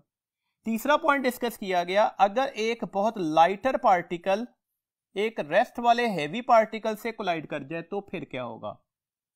लाइट पार्टिकल है, एक हैवी पार्टिकल से कोलाइड कर रहा है जो रेस्ट में भी है, तो अब होना क्या है, पहला पार्टिकल रिबाउंड कर जाएगा उतनी ही स्पीड से, मैग्नीट्यूड सेम रहेगी, डायरेक्शन ऑफ वेलोसिटी चेंज हो जाएगी, दैट्स व्हाई मैंने लफ्ज बोला रिबाउंड कर जाएगा, जबकि हेवियर पार्टिकल पर कोई फर्क नहीं पड़ेगा, वो रेस्ट में ही रहेगा। इसी में लास्ट केस डिस्कस किया गया, अगर एक हेवियर ऑब्जेक्ट एक लाइट स्टेशनरी पार्टिकल से कोलाइड कर जाए तो अब क्या फर्क पड़ता है, अब क्या होगा जी, अब यहां पर इस तरह से होगा कि जो हेवियर ऑब्जेक्ट है ना उसकी वेलोसिटी में कोई फर्क नहीं पड़ेगा, मैग्नीट्यूड और डायरेक्शन सेम रहेगी, जबकि जो लाइटर ऑब्जेक्ट है ना उसकी वेलोसिटी क्या हो जाएगी, वो 2 times of the heavier object before the collision हो जाएगी, प्लस का साइन बता रहा होगा कि उसी डायरेक्शन में मूव करेगा। तो ये चार केसेस थे, ये चारों के चारों केसेस में आपके पास वैल्यूज याद रहनी चाहिए, क्वेश्चन में ये पूछी जा सकती है जी। आज हम लास्ट टॉपिक पढ़ रहे हैं, that is projectile motion. Projectile motion की डेफिनेशन क्या होती है, projectile motion is actually the 2 dimensional motion under the constant acceleration due to gravity. याद रखिएगा हमारे पास 2 कंडीशंस बोली गई, दैट इज 2 डायमेंशनल मोशन, इसकी 2 डायमेंशन होनी चाहिए, और ये किस वजह से होना चाहिए, under the constant acceleration due to gravity. अगर ये दोनों कंडीशन फुलफिल नहीं होती तो हमारे पास ये कभी भी प्रोजेक्टाइल मोशन नहीं होगा। देखिएगा फॉर एग्जांपल अगर मैं एक फुटबॉल को किक कर देता हूं यहां पर रखकर, तो ये एक प्रोजेक्टाइल मोशन होगा। अब देखिएगा आपने जब इसे किक किया तो आपने इसे इस साइड पर इनर्शिया दिया है, जिसकी वजह से ये साइड पर ट्रेवल कर रहा है। हर पॉइंट पर इस पर लगने वाली फोर्स कौन सी है, इसका वेट mg, मतलब इसका एक्सेलरेशन ड्यू टू ग्रेविटी होगा ईच एंड एवरी पॉइंट पर। दैट्स व्हाई ये वेट इसके इस स्ट्रेट पाथ को बेंड करके किस में कन्वर्ट कर देगा, कर्व्ड पाथ के अंदर। तो ये आपके पास एक प्रोजेक्टाइल की एग्जांपल है। ऐसे भी हो सकता था कि आप किसी एक हाइट से एक बॉडी को हॉरिजॉन्टली थ्रो कर दें, मैंने लफ्ज बोला हॉरिजॉन्टली थ्रो कर दें, तो अभी भी ये कौन सा मोशन फॉलो कर रहा होगा, प्रोजेक्टाइल मोशन को फॉलो कर रहा होगा। प्रोजेक्टाइल को अगर हम डिस्कस करते हैं तो प्रोजेक्टाइल की हमारे पास नेक्स्ट टू काइंड्स निकलती हैं। पहले टाइप के प्रोजेक्टाइल्स को हम लीनियर प्रोजेक्टाइल्स बोलते हैं। अभी जो हमने एग्जांपल ली ये लीनियर प्रोजेक्टाइल की थी। लीनियर प्रोजेक्टाइल क्या है, अगर किसी भी प्रोजेक्टाइल को या बॉडी को हम किसी हाइट से हॉरिजॉन्टली थ्रो करते हैं तो ये हमारे पास लीनियर प्रोजेक्टाइल होता है। इसकी इनिशियल वेलोसिटी एक्चुअली यहां पर किसके बराबर आएगी, मैंने हॉरिजॉन्टली थ्रो किया तो दैट्स व्हाई VIX के बराबर होगी। इसका vertical component of velocity at that point क्या हो जाएगा, वो जीरो हो जाएगा, VIY इस पॉइंट पर जीरो होगा। अगर आप एयर रेजिस्टेंस को इग्नोर कर देते हैं तो ऑब्वियसली हॉरिजॉन्टल डायरेक्शन में लगने वाली फोर्स जीरो हो जाएगी। देखिए अब हम फोर्स को अलग से डिस्कस नहीं कर सकते, हम फोर्स के कंपोनेंट्स बनाकर उसे डिस्कस करेंगे। टू डायमेंशनल मोशन है ना, तो आसान करने के लिए हम F का X और X का Y कंपोनेंट, वेलोसिटी का X और Y कंपोनेंट, डिस्टेंस का X और Y कंपोनेंट की डिस्कशन करते हैं। अगर फोर्स नहीं लग रही होगी तो ऑब्वियसली इस डायरेक्शन में इसका एक्सेलेरेशन क्या हो जाएगा, जीरो। इसका एक्सेलेरेशन जीरो नहीं हुआ, बल्कि कौन सा एक्सेलेरेशन जीरो हुआ है, हॉरिजॉन्टल एक्सेलेरेशन जीरो हो गया। इसका मतलब हुआ कि इसका VX horizontal component of velocity क्या होगा, वो कांस्टेंट निकलेगा। जबकि Y साइड पर लगने वाली फोर्स क्या होगी, इसका वेट। इसका मतलब है AY की वैल्यूज किसके बराबर निकलेगी, acceleration due to gravity. This means that इसका VY वेरिएबल होगा। ये जैसे जैसे नीचे आता जाएगा ना, इसकी Y कंपोनेंट की वैल्यूज बढ़ती जाएगी। देखिए इस पॉइंट पर ये इसकी वेलोसिटी है तो ऑटोमेटिकली हम इसके कंपोनेंट्स बनाएंगे। ये इसका Y कंपोनेंट्स बनेगा, ये इसका X कंपोनेंट बना। X कंपोनेंट तो इनिशियल वैल्यू जितना ही निकलेगा, जबकि Y कंपोनेंट पहले जीरो था तो अब बढ़ गया। नेक्स्ट पॉइंट पर इसका Y कंपोनेंट और बढ़ जाएगा, जबकि X कंपोनेंट की values continuously through out the motion change नहीं होने वाली। तो दैट्स व्हाई Y कंपोनेंट जैसे जैसे ये नीचे आता जाएगा बढ़ता जा रहा होगा। दिस मींस दैट ये फैक्टर तो कांस्टेंट है, ये फैक्टर क्या होगा, वेरिएबल होगा। अगर ये फैक्टर वेरिएबल होगा तो वेलोसिटी भी क्या निकलेगी, वो भी वेरिएबल ही निकलेगी। वेलोसिटी लेने का तरीकेकार भी यही होगा। जैसे आप किसी भी वेक्टर की मैग्नीट्यूड लेते हो, उसके X कंपोनेंट का स्क्वायर प्लस वेलोसिटी के Y कंपोनेंट का स्क्वायर होल अंडर रूट के साथ आप ये वैल्यूज लेंगे। ये कितना X डिस्टेंस कवर्ड करेगा, यहां से लेकर यहां तक इसका डिस्टेंस कवर्ड क्या होगा। तो सेकंड इक्वेशन ऑफ मोशन को यूज करते हैं ना, S is VIT plus half AT square. जैसे हमें S की जगह X लगाया, VIX इंटू T आ गया, ये AX होगा। अभी हमने पढ़ा AX की वैल्यूज क्या होगी, जीरो, तो ये फैक्टर तो होगा जीरो, तो X की वैल्यूज क्या निकल आएगी, डेट इज द VIXT। इसका Y कंपोनेंट क्या होगा, जिसे हम हाइट बोल रहे हैं, ये कितना होगा जी। दोबारा सेकंड इक्वेशन ऑफ मोशन लगाई, S की जगह Y या H लिख ले। अब हमारे पास ये वाला फैक्टर क्या हो जाएगा, जीरो, क्योंकि VIY का फैक्टर क्या था, जीरो था, और AY की जगह पर हमने क्या लिखा, G, तो ये हाफ G2 स्क्वायर के साथ इसका एक्सप्रेशन निकल आया। देखिएगा Y किसके बराबर निकला, हाफ GT स्क्वायर के। दिस मींस दैट इसका टाइम ऑफ फ्लाइट किसके बराबर आ जाएगा, ये 2Y और G डिवाइड होगा और इसका अंडर रूट भी लेना होगा आपको, तो ये इसका टाइम ऑफ फ्लाइट निकल आया। दैट्स व्हाई आपने ये फॉर्मूलाज X, Y और T के याद रखने, इसके अकॉर्डिंगली अगर क्वेश्चंस आ जाए तो आपने जस्ट वैल्यूज अप्लाई करके अपना आंसर्स कैलकुलेट करने होंगे। देखिए एक इंटरेस्टिंग सा फीचर भी निकल रहा है, एक ही हाइट से एक बॉडी को मैं डाउनवर्ड ड्रॉप कर दूं और एक बॉडी को मैं हॉरिजॉन्टली थ्रो कर दूं, तो कौन सा जमीन पर पहले पहुंचेगा। जनरली फौरी तौर पर हमारे पास आंसर ये निकलता है जिसको हमने ड्रॉप किया था, तो ऐसा नहीं है। देखें इसका टाइम किसके बराबर निकलेगा, ये इक्वेशंस ऑफ मोशन में हम कैलकुलेट कर रहे हैं, ये भी यही निकलेगा 2h/g। तो इसका टाइम ऑफ फ्लाइट क्या निकल रहा है, वो भी यही निकल रहा है। तो जब टाइम बराबर है तो ये एक दूसरे के इक्वल वैल्यूज में निकलेंगे, both hitting the earth at the same time. हाँ, इसमें थोड़ी वेरिएशन थी। अगर ये कहा जाता कि मैं इसे इस साइड पर थ्रो कर रहा हूं और इससे भी इसी हाइट से नीचे थ्रो कर रहा हूं, तो अब ऑब्वियसली ये वाला टाइम जो है वो लार्जर निकलता और इसका टाइम क्या होता, वो कम निकलना चाहिए था। तो ये एक लिटिल बिट डिफरेंस है ड्रॉप और थ्रो के दरमियान। तो डेट्स व्हाई अगर मैं एक हाइट से पार्टिकल को ड्रॉप करता हूं तो उसे उतना ही टाइम लगना चाहिए जितना एक पार्टिकल को इसी हाइट से हॉरिजॉन्टली थ्रो करने में लगा था। लेकिन अगर इस हाइट से मैं इसे थ्रो करता तो ऑब्वियसली ये जल्दी पहुंच जाएगा as compare to this condition. हमारे पास अगला कॉन्सेप्ट है जी ऑब्लीक प्रोजेक्शन का। ऑब्लीक प्रोजेक्शन क्या है? जब भी एक प्रोजेक्टाइल को हम इस तरह से लॉन्च करेंगे कि वो हॉरिजॉन्टल के साथ उसकी वेलोसिटी कोई एंगल बना रही हो थीटा, तो इस वक्त हम इसे क्या कहते हैं? ऑब्लीक प्रोजेक्शन बोलते हैं।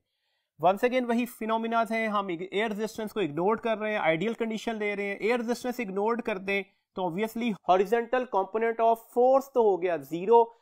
इसका मतलब है हॉरिजॉन्टल कंपोनेंट ऑफ एक्सेलेरेशन भी जीरो होगा, जबकि वेलोसिटी का एक्स कंपोनेंट क्या हो जाएगा? कांस्टेंट हो जाएगा। जब फोर्स ही नहीं लग रही होगी तो एक्स एक्सिस की डायरेक्शन में वेलोसिटी में कोई चेंज नहीं आएगा। इसका वर्टिकल कंपोनेंट ऑफ फोर्स किसके बराबर निकलेगा? वो वेट के बराबर निकलेगा। डेट्स वाई ए वाई किसके बराबर आ जाएगा? वो माइनस जी। अब मैंने माइनस जी क्यों लगाया? वेलोसिटी टाइम ग्राफ में जब हमने लास्ट फिगर डिस्कस की थी जिसमें हमने एक पार्टिकल को अपवर्ड थ्रो किया था, तो उसमें आपने देखा था वेलोसिटी टाइम ग्राफ में हर पॉइंट पर स्लोप जो था वो नेगेटिव बना था, और स्लोप किस चीज को बताता है? एक्सेलेरेशन को। तो डेट्स वाई यहां पर यही सेम केस फॉलो हो रहा है, तो इस वजह से यहां पर हमारे पास एक्सेलेरेशन क्या लिया जाएगा? माइनस जी के बराबर। इसका हॉरिजॉन्टल कंपोनेंट ऑफ वेलोसिटी क्या होगा? कौन सी इक्वेशन यूज करेंगे जी? First equation of motion, VF is V I plus A T. X का फैक्टर जीरो होगा तो डेट्स वाई यहां पर ये फैक्टर जीरो हो गया। इसका वर्टिकल कंपोनेंट ऑफ वेलोसिटी किसके बराबर निकलेगा? अब वी एफ वाई किसके बराबर आएगा? V I Y plus A Y, और ए वाई किसके बराबर था? माइनस जी के, तो minus G T. V I Y को जीरो क्यों नहीं किया? जब भी ऑब्लीक प्रोजेक्शन होता है तो आपको वादे तौर पर नजर आ रहा है इस वेलोसिटी का कोई वर्टिकल कंपोनेंट भी होगा और कोई ना कोई हॉरिजॉन्टल कंपोनेंट भी अवेलेबल है, तो डेट्स वाई यहां पर वी आई वाई का फैक्टर जो है वो जीरो नहीं हो सकता। वेलोसिटी कैसे ली जाएगी? तो अभी हमने डिस्कस किया। फाइनल किसी भी पॉइंट पर जब आपने वेलोसिटी ले रही है तो V F X square plus V F Y square whole under root, ये एंगल कितना होगा? थीटा। तो tangent inverse V F Y over V F X, तो ये आपके पास इसके एक्सप्रेशन आ जाएंगे, ये आपने याद रखने होंगे। कैलकुलेशंस जो हो सकती हैं वो पॉसिबल है वी एफ एक्स की या वी एफ वाई की हो जाए। वी एफ एक्स की कोई कैलकुलेशंस नहीं है, जो initial velocity of horizontal component होगा वही final velocity of the horizontal component निकलेगा। मतलब ये जैसे जैसे अपवर्ड जा रहा होगा इसमें हमारे पास वी वाई का फैक्टर तो कम होता जाएगा, जबकि एक्स के फैक्टर में कोई चेंज नहीं आ रहा। अपवर्ड मोशन में मैंने कहा वी वाई का फैक्टर डिक्रीज हो रहा होगा। एग्जैक्टली मैक्सिमम हाइट पर जाकर वाई कंपोनेंट ऑफ वेलोसिटी क्या हो चुका होगा? जीरो हो चुका होगा। यहां पर सारी की सारी जो वेलोसिटी है वो किसके बराबर निकलेगी? एक्स के। तो हमारे पास यहां पर फाइनल वेलोसिटी जो है वो किसके बराबर आ गई? वी आई एक्स के, या इसे वी एफ एक्स भी कह सकते थे। ये चेंज ही नहीं हो रहा। डाउनवर्ड मोशन में वाई कंपोनेंट क्या कर रहा होगा? इंक्रीज कर रहा होगा। हर पॉइंट पर Y component of velocity increase करता जाएगा। जैसे यहां पर वी एफ वाई जीरो था, यहां पर कोई वाई कंपोनेंट निकल आया, एक्स कंपोनेंट में कोई चेंज नहीं आएगा। मैक्सिमम वाई कंपोनेंट कब हो जाएगा? जब वो जमीन को हिट कर रहा होगा। तो डेट से याद रखने वाला पॉइंट हो गया हमारे पास कि जितनी वेलोसिटी से आप उसे लॉन्च कर रहे होते हो, अगर आप एयर रेजिस्टेंस इग्नोर कर दे तो उतनी ही वेलोसिटी से वो हिट कर रहा होगा ग्राउंड को। दिस मींस दैट लॉन्चिंग और लैंडिंग के ऊपर इसकी काइनेटिक एनर्जी मैक्सिमम ली जाएगी, बिकॉज काइनेटिक एनर्जी किसकी प्रॉपर्टी है? वेलोसिटी का। अब ये भी इंटरेस्टिंग फैक्टर है। देखें, हमने कहा काइनेटिक एनर्जी वेलोसिटी का कंपोनेंट है। दिस डजंट मीन कि यहां पर जो काइनेटिक एनर्जी है वो इस पॉइंट पर जाकर जीरो हो जाएगी, या इस पॉइंट पर सारी की सारी काइनेटिक एनर्जी पोटेंशियल में कन्वर्ट हो जाएगी। Kinetic energy is half M V square.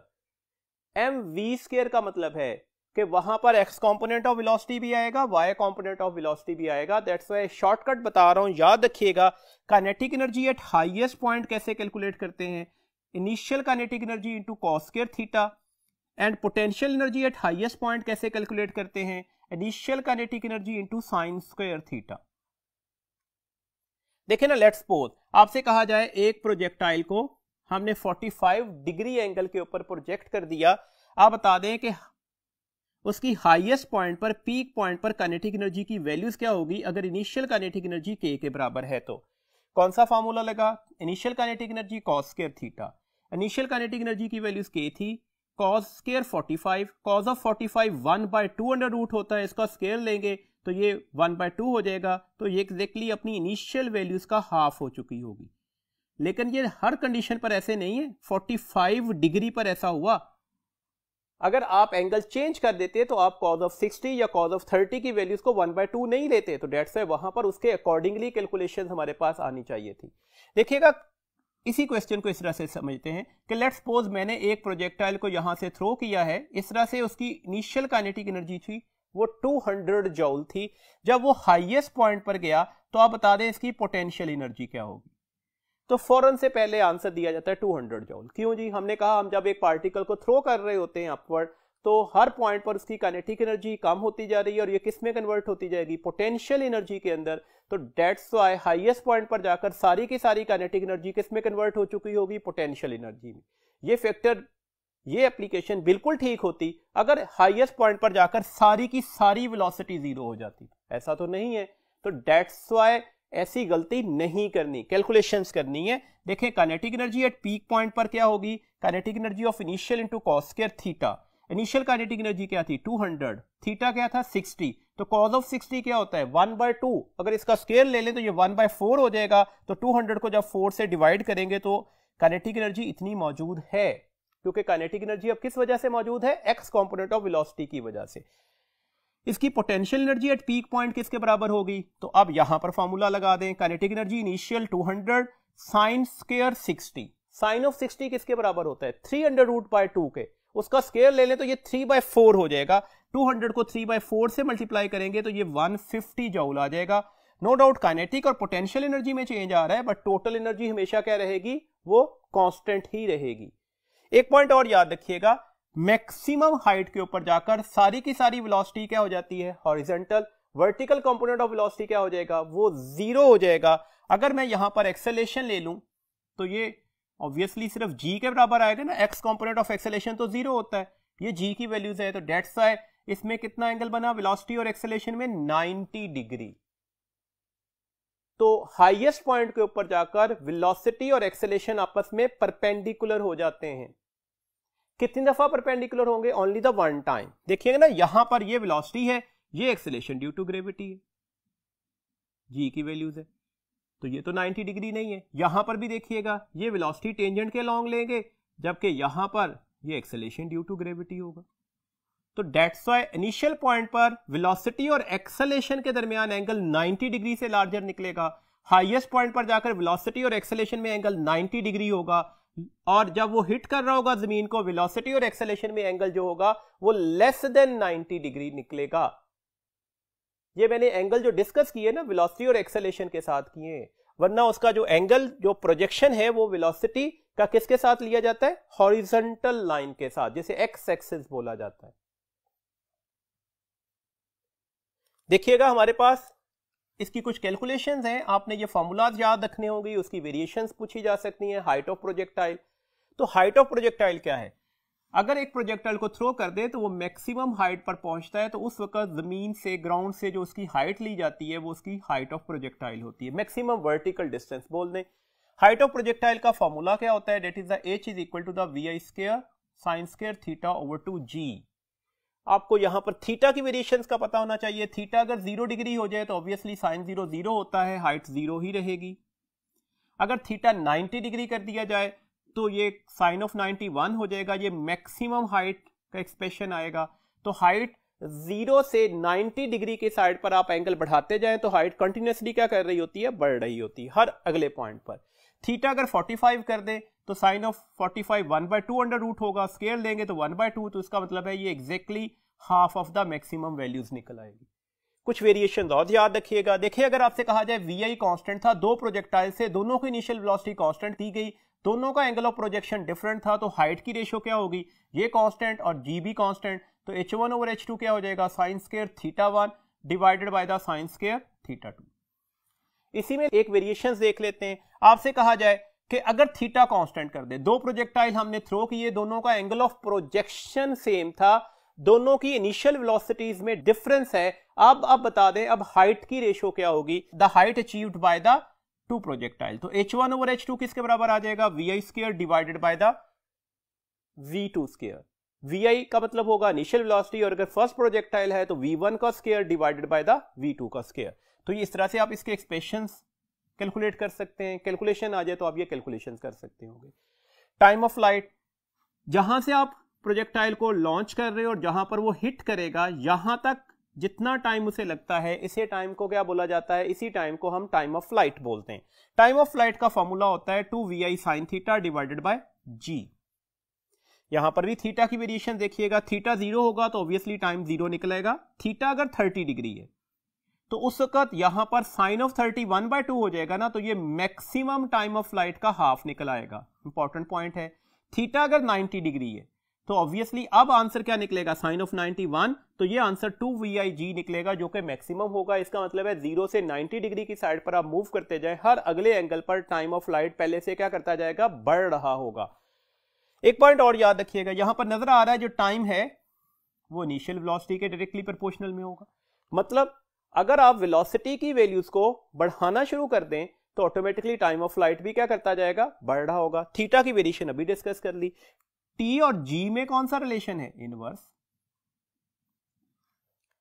मतलब अगर जी की वैल्यूज कम हो जाए तो टाइम क्या करना शुरू हो जाता है? बढ़ना शुरू हो जाता है। दिस मींस अगर आप दो प्रोजेक्टाइल्स को एट द सेम टाइम अर्थ और मून से लॉन्च करें, दोनों की इनिशियल वेलोसिटी सेम, दोनों का एंगल ऑफ प्रोजेक्शन सेम, तो क्या दोनों का टाइम ऑफ फ्लाइट भी सेम होगा? कतन नहीं। vi सेम था, थीटा सेम था, जी तो सेम नहीं होगा ना। आपको पता है मून की सरफेस के ऊपर वैल्यू ऑफ जी क्या होती है? कम होती है। तो डेट्स है जो मून की सरफेस पर आपने प्रोजेक्टाइल लॉन्च किया होगा उसको ज्यादा टाइम लगेगा ग्राउंड पर हिट करने के लिए। उसका time of flight as compare to the time of flight of the projectile launched at the earth ज्यादा निकलेगा। इसके बाद हमारे पास time to reach maximum height का फॉर्मूला है। ये तो टाइम था ना लॉन्चिंग से लैंडिंग तक का, मैक्सिमम हाइट तक जाने का टाइम क्या होगा? तो ऑब्वियसली ये आपको नजर आ रहा है, ये जो टाइम होगा इसको हाफ कर दे तो ये 2 का फैक्टर 2 से कैंसिल हो जाएगा, तो ये vi sin theta over g निकल आएगा। ये एक्सप्रेशन भी याद रखना है। रेंज ऑफ प्रोजेक्टाइल क्या होता है जी? रेंज ऑफ प्रोजेक्टाइल का मतलब है ये यहां से जब लॉन्च किया गया, जब वो लैंड कर रहा होता है तो ये हॉरिजॉन्टल डिस्टेंस कवर्ड कितना होगा? That is said to be the range of projectile. ये हमारे पास रेंज ऑफ प्रोजेक्टाइल होगा। अब रेंज ऑफ प्रोजेक्टाइल का फॉर्मूला क्या होता है? रेंज ऑफ प्रोजेक्टाइल का फॉर्मूला है vi square by g 2 sin theta cos theta, और ये फैक्टर साइन ऑफ 2 थीटा के बराबर होता है, तो दैट्स अ सिंप्लीफाइड फॉर्मूला है vi square divided by g sin of 2 theta. देखिएगा अगर थीटा 0 डिग्री हो जाए तो रेंज 0 हो जाएगी, अगर थीटा 45 डिग्री हो गया तो अब साइन ऑफ 45 मल्टीप्लाई बाय 2 भी तो होना है ना, अब 90 डिग्री निकलेगा, और साइन ऑफ 91 होता है तो डेट्स ये मैक्सिमम वैल्यूज निकलेगी। अब यहां पर हाइट और टाइम से थोड़ी वेरिएशन आ गई। 0 से 45 डिग्री की साइड पर चलते जाए, हर अगले एंगल पर रेंज बढ़ रही होगी। जैसे ही 45 डिग्री से फिर आगे मूव करेंगे, अब हर अगले पॉइंट पर रेंज पहले से क्या होना शुरू हो जाएगी? कम होना शुरू हो जाएगी। तो ये इंपॉर्टेंट पॉइंट था, याद रखना था। थीटा 90 डिग्री हो जाए तो रेंज ऑब्वियसली क्या हो जाएगी? 0।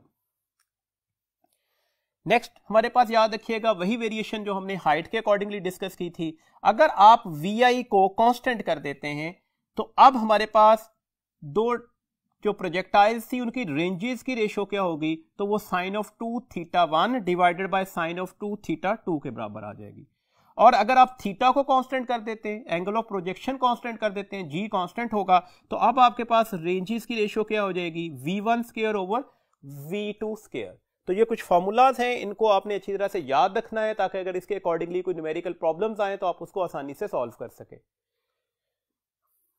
कुछ इंपॉर्टेंट रिजल्ट्स हैं जी इस प्रोजेक्टाइल मोशन के अकॉर्डिंगली, जिसके अकॉर्डिंगली ज्यादा क्वेश्चंस आते हैं, तो डेट्स पे मैंने अलहदा करके लिख दिया, उसको याद भी रखिएगा आप। देखिए हमारे पास अगर दो प्रोजेक्टाइल्स हैं, उनके जो एंगल ऑफ प्रोजेक्शंस का जो सम है वो 90 डिग्री बन जाए तो उन दोनों की रेंज क्या हो जाती है?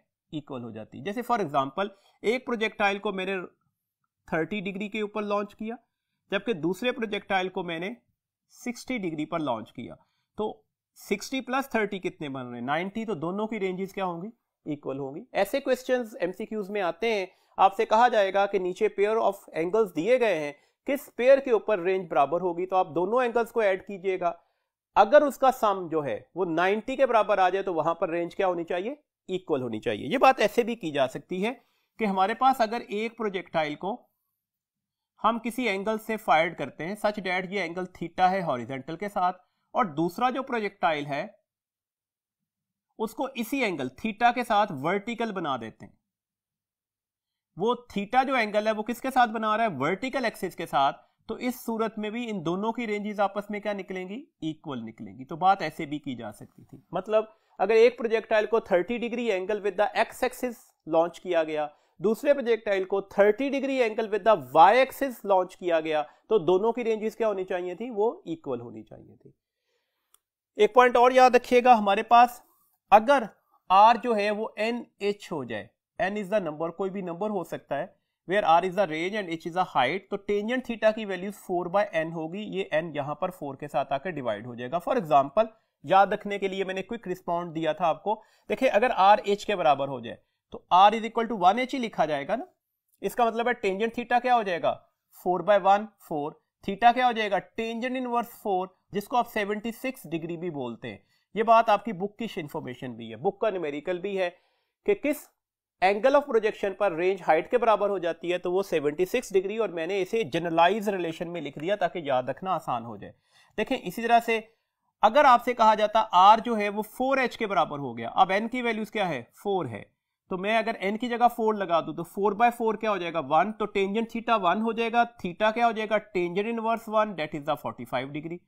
तो अगर आप 45 डिग्री पर प्रोजेक्टाइल को लॉन्च करते हैं तो जो उसकी रेंज है वो 4 टाइम्स ऑफ द हाइट के बराबर आती है। क्वेश्चन ऐसे भी आ सकते हैं कि लेट्स सपोज हमने किसी भी प्रोजेक्टाइल को लॉन्च किया 45 डिग्री पर, उसकी रेंज जो थी वो 100 मीटर थी। आप बता दीजिएगा अब उसकी हाइट कितनी होगी, तो कैसे लेंगे, हाइट कैसे लेंगे, आप रेंज को किससे डिवाइड कर देंगे, 4 से, तो आंसर क्या निकल आएगा, 25 मीटर निकल आएगा। ये जनरलाइज रिलेशन नहीं है, किस एंगल ऑफ प्रोजेक्शन की बात कर रहा हूं, 45 डिग्री की।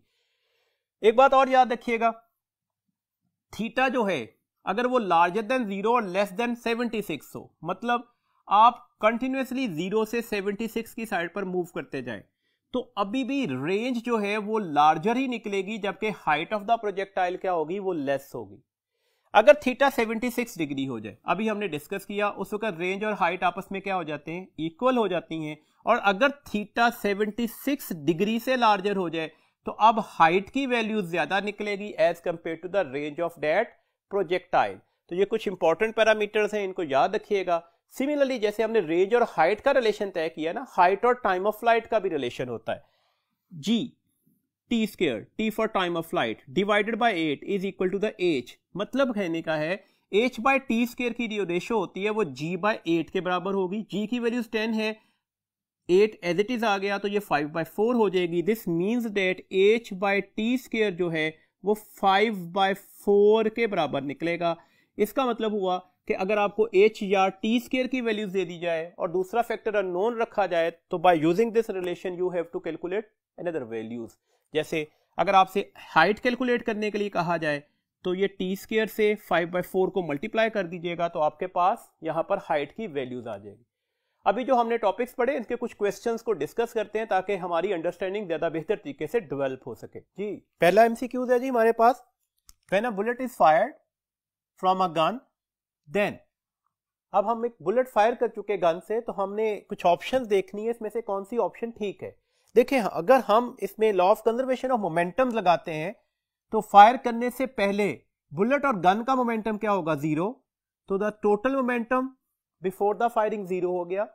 आफ्टर द फायरिंग क्या हो जाएगा, हमारे पास गन का मोमेंटम क्या होगा, लेट्स सपोज गन का मैस मैं कैपिटल M ले लेता हूं, इसकी वेलोसिटी ये आ गई, प्लस बुलेट का मोमेंटम क्या होगा, बुलेट का मैस हमने स्मॉल m ले लिया और ये उसकी वेलोसिटी आ गई।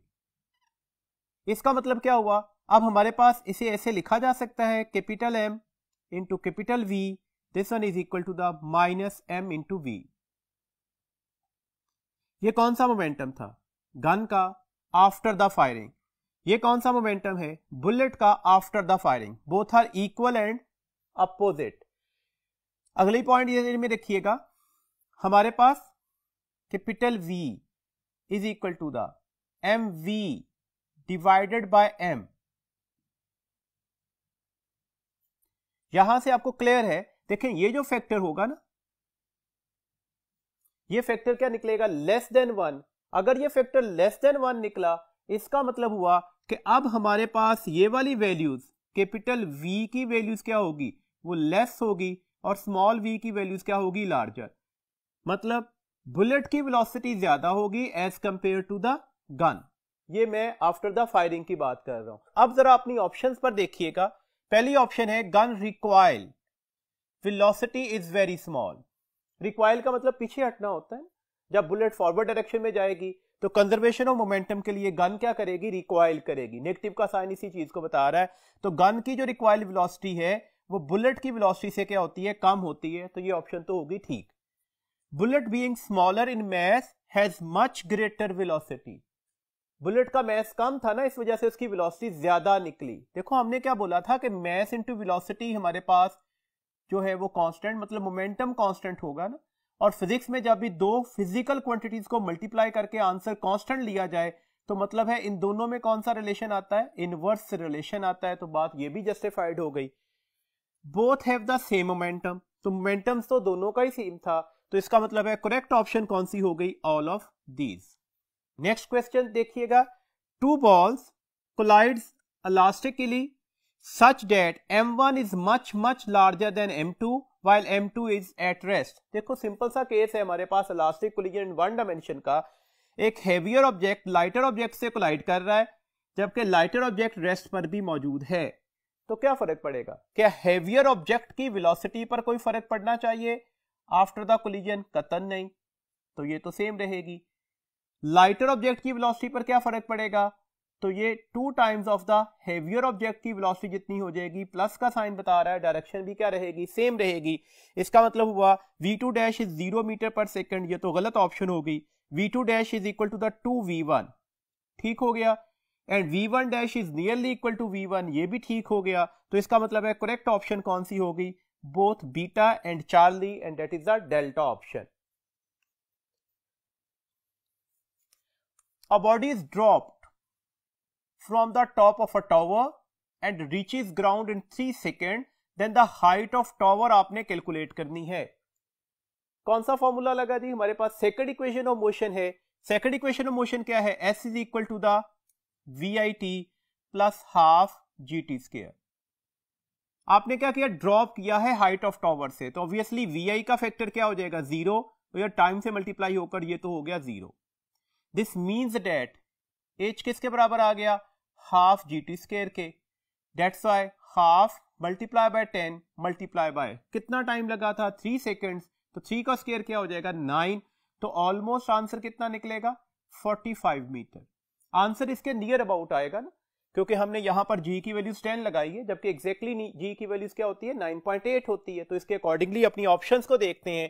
39.2, 98, 18.6 या 44.1 मीटर। तो ऑब्वियसली कौन सी ऑप्शन ठीक होगी जी, 44.1 metre is our correct option. Next question देखिएगा। Which of the following graph represents the velocity time graph according to the acceleration time graph as shown in the figure. मतलब हमें acceleration time graph दिया गया है, इसके accordingly हमने exact velocity time graph ढूंढना है। तो ग्राफ का क्वेश्चन है ना, ग्राफ की अंडरस्टैंडिंग अगर आपकी डेवलप है तो आप आसानी से इसका आंसर दे सकते हैं। देखिए एक्सेलेरेशन टाइम ग्राफ बताया गया। एक्सेलेरेशन टाइम ग्राफ क्या है, इस पोर्शन ऑफ द टाइम के लिए एक्सेलेरेशन कांस्टेंट रहा, देन एक्सेलेरेशन 0 हो गया, उसके बाद दोबारा इस पोर्शन ऑफ द टाइम के लिए एक्सेलेरेशन क्या रहा, कांस्टेंट। दिस मीन्स डेट अब A, B, C और D ऑप्शन में से कौन सी ऑप्शन वेलोसिटी टाइम ग्राफ की एग्जैक्टली इस ग्राफ से स्टडी की जा सकती है। देखिए हमारे पास एक्सेलेरेशन कांस्टेंट होने का मतलब क्या है, पार्टिकल यूनिफॉर्मली इंक्रीजिंग वेलोसिटी से मूव कर रहा होगा। एक्सेलेरेशन 0 होने का मतलब क्या है, पार्टिकल की वेलोसिटी क्या हो गई होगी, कांस्टेंट हो गई होगी।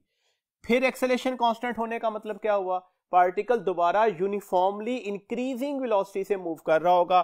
तो आपको नजर आ रहा है that is the best choice. ये हमारे पास यूनिफॉर्मली इंक्रीजिंग वेलोसिटी है, मतलब इस ड्यूरेशन के लिए एक्सेलेरेशन कांस्टेंट होगा। देन वेलोसिटी कांस्टेंट हो गई, दिस मींस दैट इस ड्यूरेशन के लिए एक्सेलेरेशन 0 होगा। देन यूनिफॉर्मली इंक्रीजिंग वेलोसिटी आ गई, इसका मतलब है इस ड्यूरेशन के लिए एक्सेलेरेशन फिर कांस्टेंट होगा। तो हमारी बेस्ट ऑप्शन कौन सी होगी जी, चार्ली। नेक्स्ट क्वेश्चन है जी हमारे पास, a force of 400 newton acts on a body for a time interval of 10 millisecond, then the impulse will be. आपके पास फोर्स भी दी गई, टाइम भी दिया गया, इम्पल्स कैलकुलेट करना है, तो क्या तरीकेकार होता है जी, impulse is equal to the force multiply by the time. कितनी फोर्स दी गई है 400, टाइम कितना दिया गया 10 मिली second.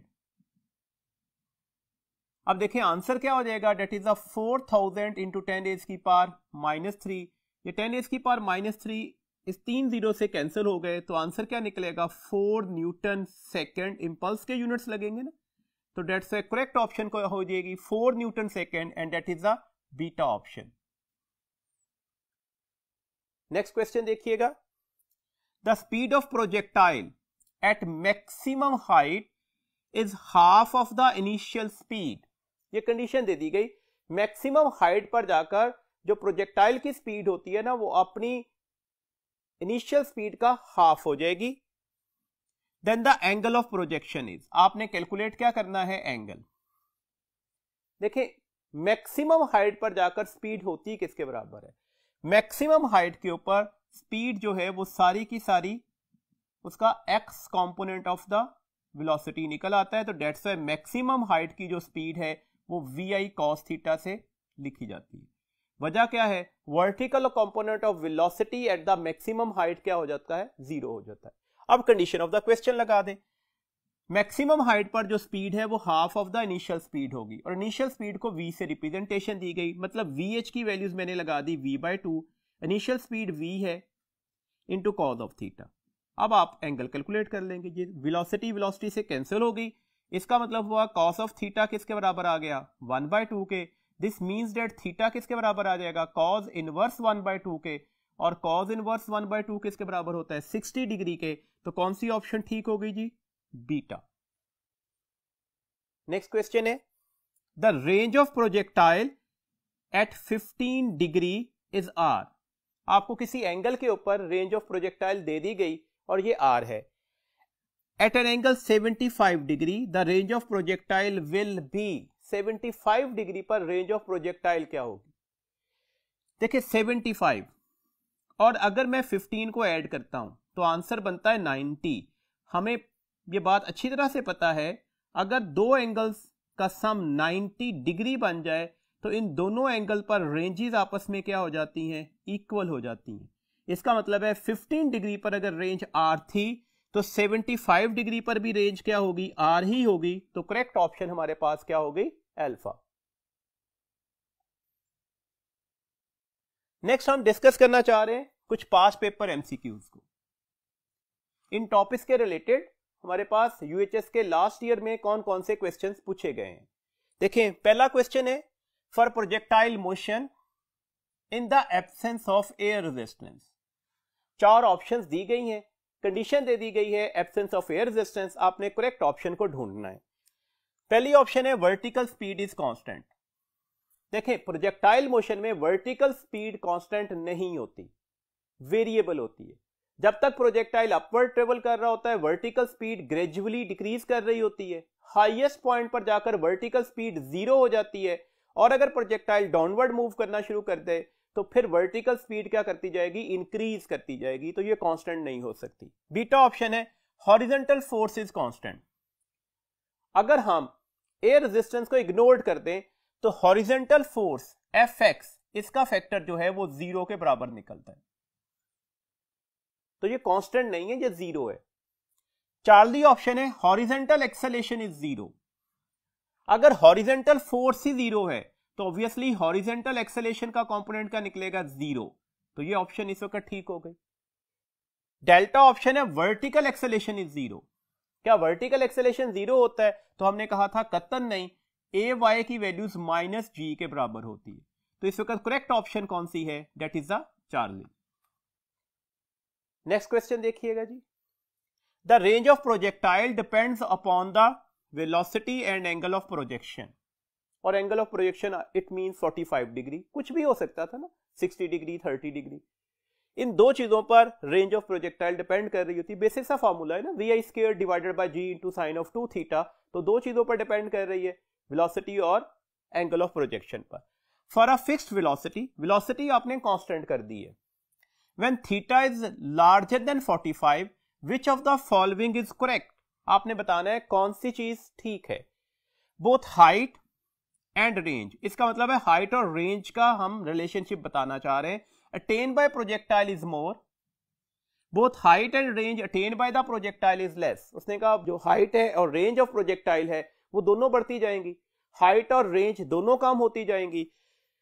Height will be less but range is more and height will be more but range is less. तो कौन सी ऑप्शन ठीक होगी? हमने अच्छी तरह से पढ़ा था कि हाइट कहां पर मैक्सिमम होती है, हाइट मैक्सिमम होती है 90 डिग्री पर, जबकि रेंज कहां पर मैक्सिमम होती है 45 डिग्री पर।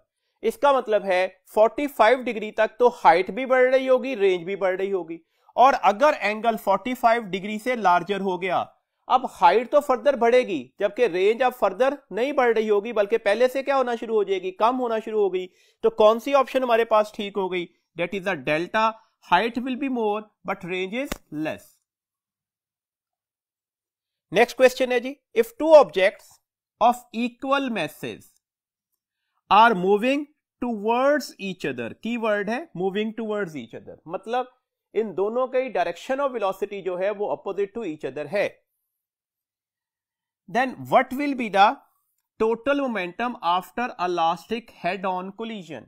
इलास्टिक हेड ऑन कोलिजन हुआ है, आपने बताना है कि टोटल मोमेंटम क्या होगा आफ्टर द कोलिजन।